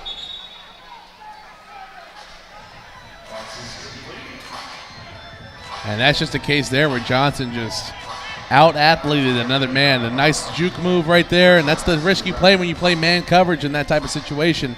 No one over there to help the defender after the juke move, and a huge gain with the yards after catch for the River Kings. Did a little cha-cha slide by his defender. We're in Corpus. Let's say cumbia. Fair. Reed trying to direct his teammates here as Flanagan's going to be in motion and go opposite side to the left. And it's going to be handed off to Bright. And 3 Tritons get to him before the line of scrimmage. Do not let your emotions get out of control, Tritons. No, definitely don't let that happen right there. But a great job by the Tritons. We've seen them struggle with the run all day so far, but right there at the D-line, flowing with the ball well, not allowing the offensive lineman to get to the next level. And a great job by there, swarming on the ball and making the tackle in the backfield. Shamari Wallace has been having a pretty good game, was standing over Bright, and I got very concerned a flag was coming out. Reed's going to go back under center. With under 5 minutes to go, they've got to score here. He drops back. The blitz is there. Take it back over the 25. Alasakis getting home. The first time the defensive line is able to get into the backfield and make a sack happen, that all starts with Nick Smith, the linebacker, blowing up the running back and allowing Chase Alasakis to have enough time to get around his offensive lineman and make a play on Reed. Great 2 plays by the defensive line for the Tritons, and now a very long 3rd down opportunity here for the River Kings. 4 minutes to go. It's 3rd down and forever. What will the River Kings come up with? Quick throw long, broken up and intercepted.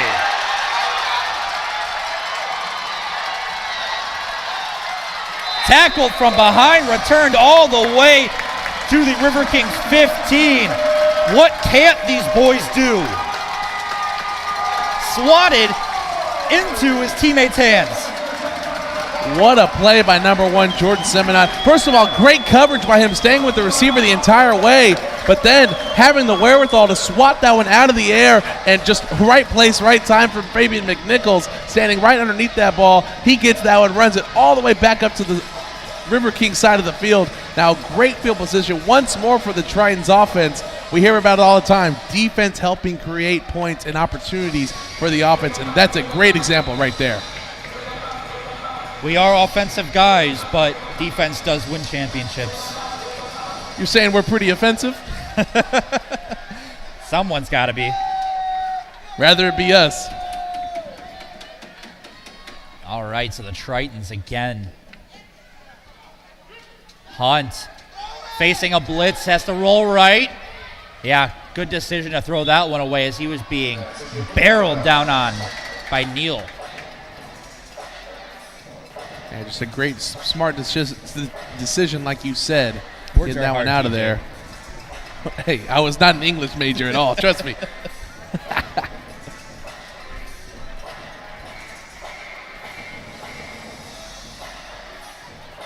What's always surprising to me, too, is we've seen the Tritons now extend a big lead in both of their home games during the regular season, and still starters remain out there because we don't see a deep roster played by Coach Chavez. It's a lot of the same guys.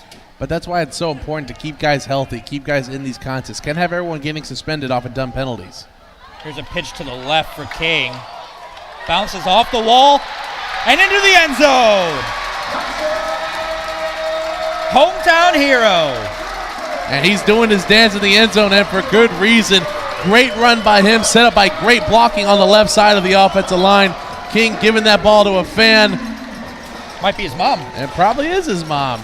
But right there, the River Kings stopped playing defense. They thought King had went into the wall and got pushed by a defender. No, King ran into it by himself and then spun off of it and then walks into the end zone untouched. Another Tritons touchdown. And that is always contentious by the defense. They want to say that he was pushed into the wall to call him down, which would have only been a 2 to 3 yard pickup. Instead, King dances his way, joining the party into the end zone. But that's the thing. You have to play until you hear a whistle as a defensive player. And right there, the River Kings caught sleeping, and it leads to a score for the Tritons. They're going to go for 2 again. Now up 58 to 32 with 2.5 minutes left to play. This one's pretty much out of reach for the River Kings. Hunt has to step up, breaks one tackle and throws it away, but takes a huge hit by 2 defenders. Yeah, there was nowhere for him to go right there. It is 58 to 32. That's where it will hold. And that's where we'll continue play after a break over on KDF. If you're watching on YouTube, stick with us.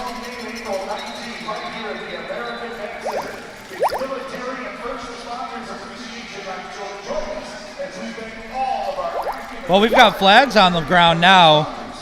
Maybe some more unsportsmanlike conduct there as emotions get really out of control when one team puts it away. Especially in how this game played out when you think about it from the start. You had a very close game all throughout this contest up until the third quarter, and now the Tritons really taking advantage and, like you said, putting this one away.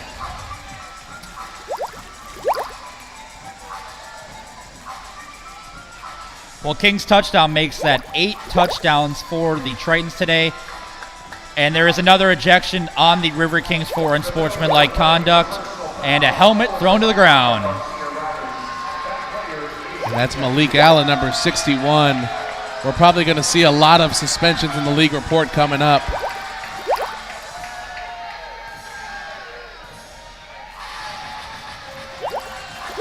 And unfavorable. He's not going to win any fans with that one.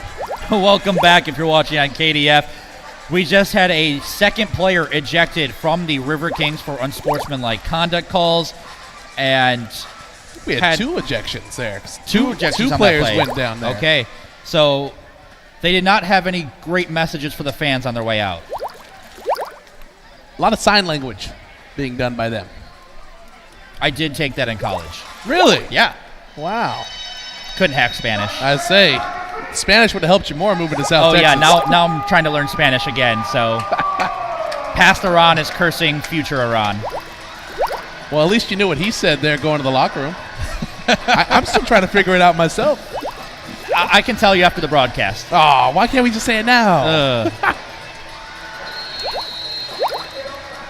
And indeed, Corpus Christi is jumping around for another Tritons win that is impending with 2.5 minutes left, leading by 26 points. Here's a little chip by Lundy to midfield.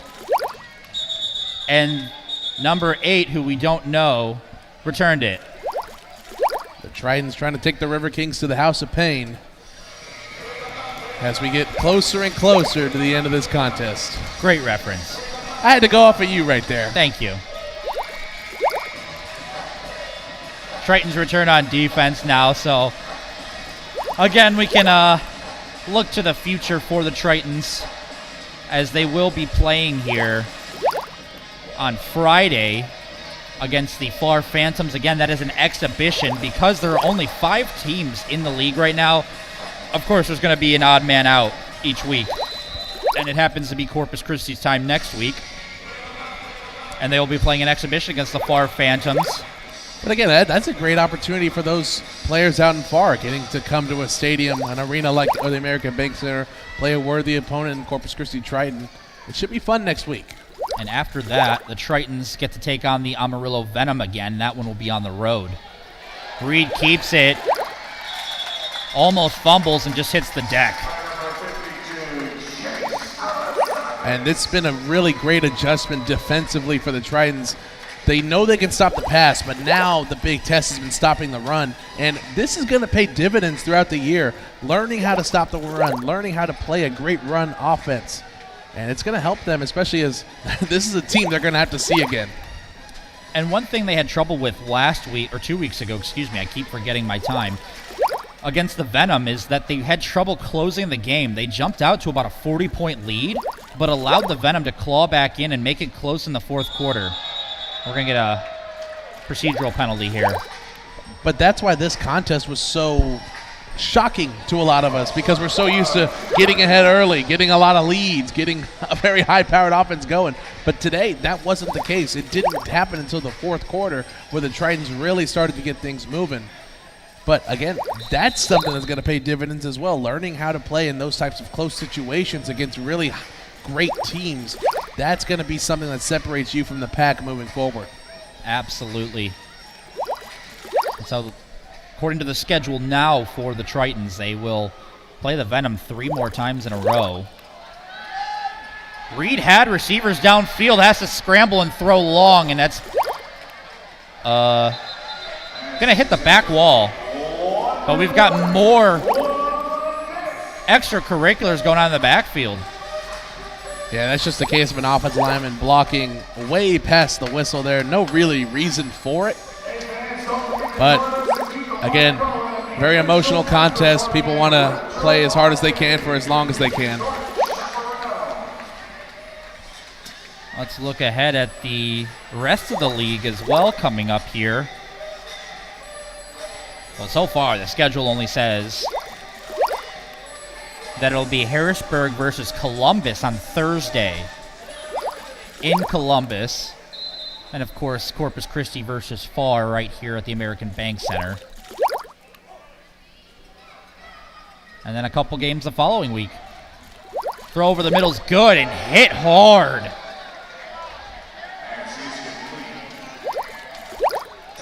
Yeah, I felt that one up here. That was a super hard hit, and I don't think he was expecting that one. Well, the clock may be running down, but the energy sure has not been drained on the field.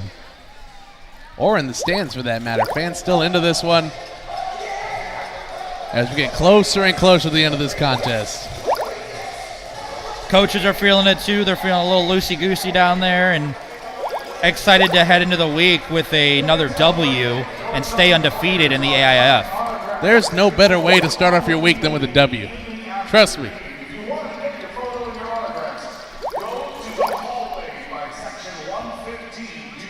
Fans are being instructed about where they can go meet the players, so we encourage you all to come out here for a game this season. The Tritons still have a couple of home games left, and we'll play here this week and then again in June. Of course, there will be very few games through the month of May in the American Bank Center. For any military or first responders in the 361, not just in Corpus, but the entire 361, come out next on Friday. That's military and first responder night. So we're going to have a night to honor you and everything you help do in our community. Might as well come enjoy it here at the American Bank Center. Good, wholesome fun where you can talk trash to the opposing team. And learn sign language. Learn sign language. You know, we learn something every day here. We learned that the Tritons mascot was robbed of his Triton today. Reed throws over the middle. It's caught for a touchdown. Almost ripped away by Seminat. Yeah, right there, the receiver just holding on to that one all the way to the ground. That's more of a moral victory there with that touchdown, but nonetheless, a great play there. Cuts this lead down to 20. And while I was amazed that the mascot does not have his Triton, we did hit the 1-minute warning.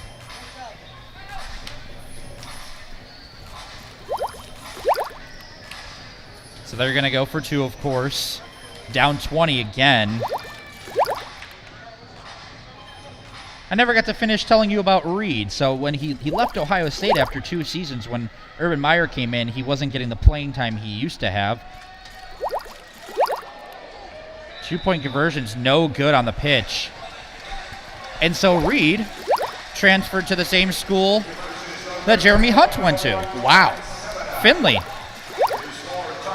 So they are well aware of each other. So Reed was there a few years before Hunt, but they both played in Northwest Ohio. Wow, you weren't lying when you said it was really a small world. Ohio is the capital of football, I'm telling you. Okay, yeah, that's where we're just going to end this broadcast early, folks. Do you know where the NFL Hall of Fame is? Canton, yes, I'm well aware. That does not mean anything about the quality or levels of football. I don't know, man. No, we talked about this last time. No one mentions Ohio when they're talking football. They mention California, Florida, and the great state of Texas. Well, my good friend Richie Perez here can tell you that I talk about Ohio way too much at work. Well, as you should.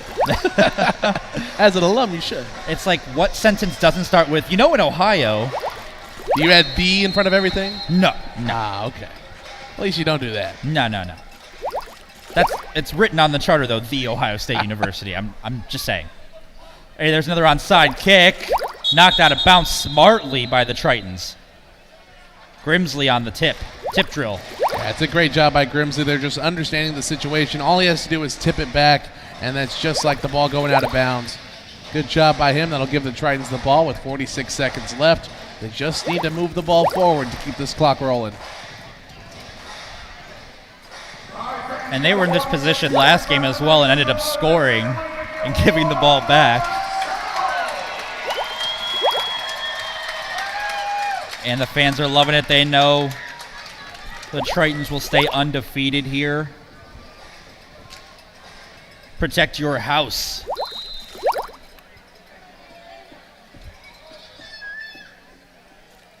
Grimsley and Plummer in motion. Hunt facing the blitz.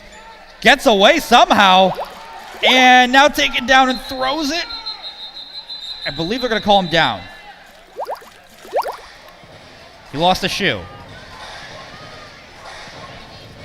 I think it's broken? No. That'll stop the clock on that one.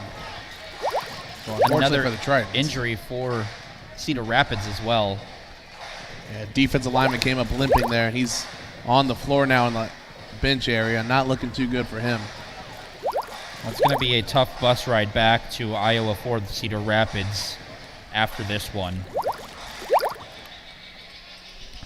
I'd say it's very quiet, wouldn't you say, after a loss? Yep, it's going to be a quiet bus ride home. You're not going to be watching many movies. You're going to have your headphones on, hoodie on, and trying to take a nap. It's not too much talking going on after a loss like this. 39 seconds. Hunt looking. Oh, and a big hit as the ball meets Grimsley. That's a big one for number 21 on the River Kings, Darius Arrington.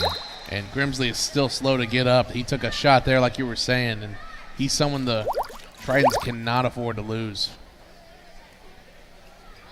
If need be, I think players could take a rest having an exhibition this week. Now, take my words with a grain of salt. I'm not a coach.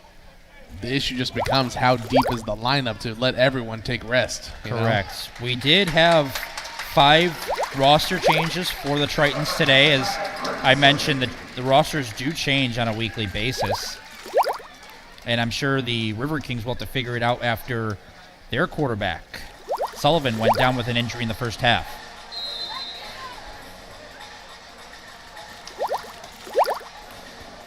I don't even see him on the bench right now. It is going to be 3rd down and 10. Tritons trying to just finish this one off in the final minute, but the ball has to move forward for the clock to run. Now he's got time. He's going to put some air under it. It's going to go out of play. Intended for Langford. Well, the thing is, I don't think they're trying to end it so much as they're trying to score again. Coach Chavez knows how important getting more scores is, especially when we talk about the points for it. You're absolutely right.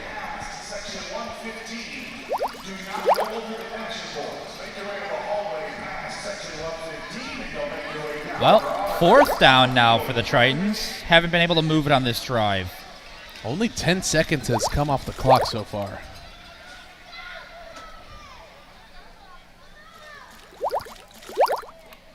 Eight touchdowns thus far for the Tritons today. Langford in motion.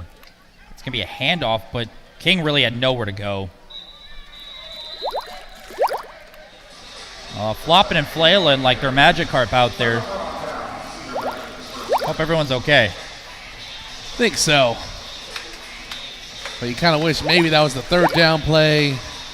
Take some more time off the clock, because now the River Kings going to get the ball, and they're going to try and put it in the end zone to cut down on this lead and just make this look a little more respectable. True. As some fans have seen enough. They're going to go get line autographs. Yeah, they're going to get line. That's what they're doing. Yeah.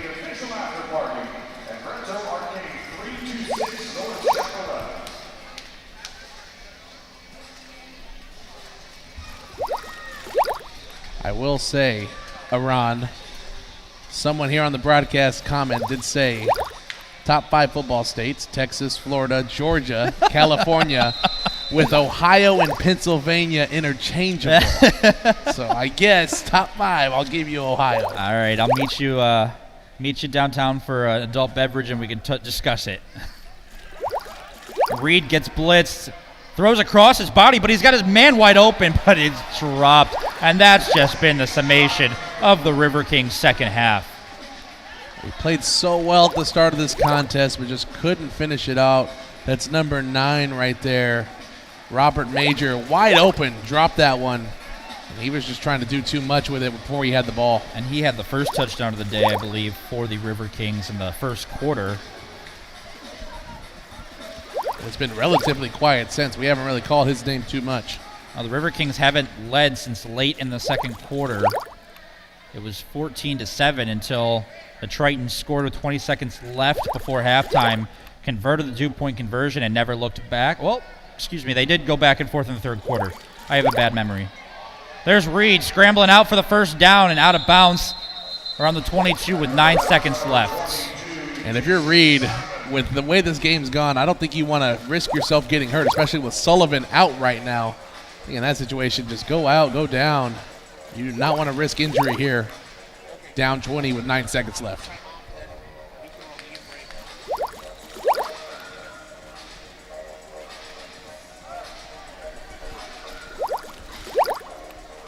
9 seconds to go.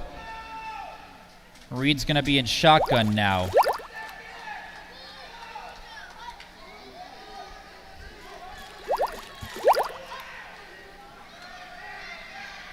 Over the middle, he's got Flanagan. Blown dead with 2 seconds left.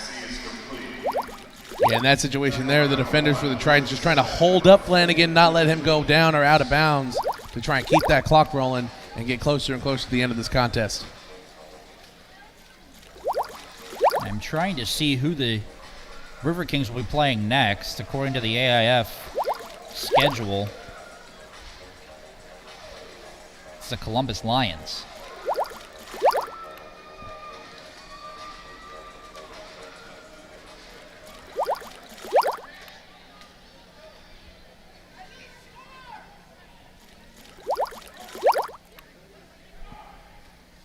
Last play of the game, to the end zone. Broken up. Tritons win it 58-38. And that's a way to end it. Stellar defense that has capitalized all afternoon. Without a doubt there, you had McNichols come over top, tip it just like we've seen all night. And your Tritons win it with a final score of 58-38. Excellent outing again for the Corpus Christi Tritons as they stay undefeated, and we'll get a little break from league play, as I mentioned. So I am personally inviting you to come out to the American Bank Center on Friday to see the Tritons take on the Far Phantoms, and what should be another exciting game to see the Tritons excel. Hopefully the mascot has his Triton again so you can see it. TJ, any parting thoughts? A great win, a very hard-earned win.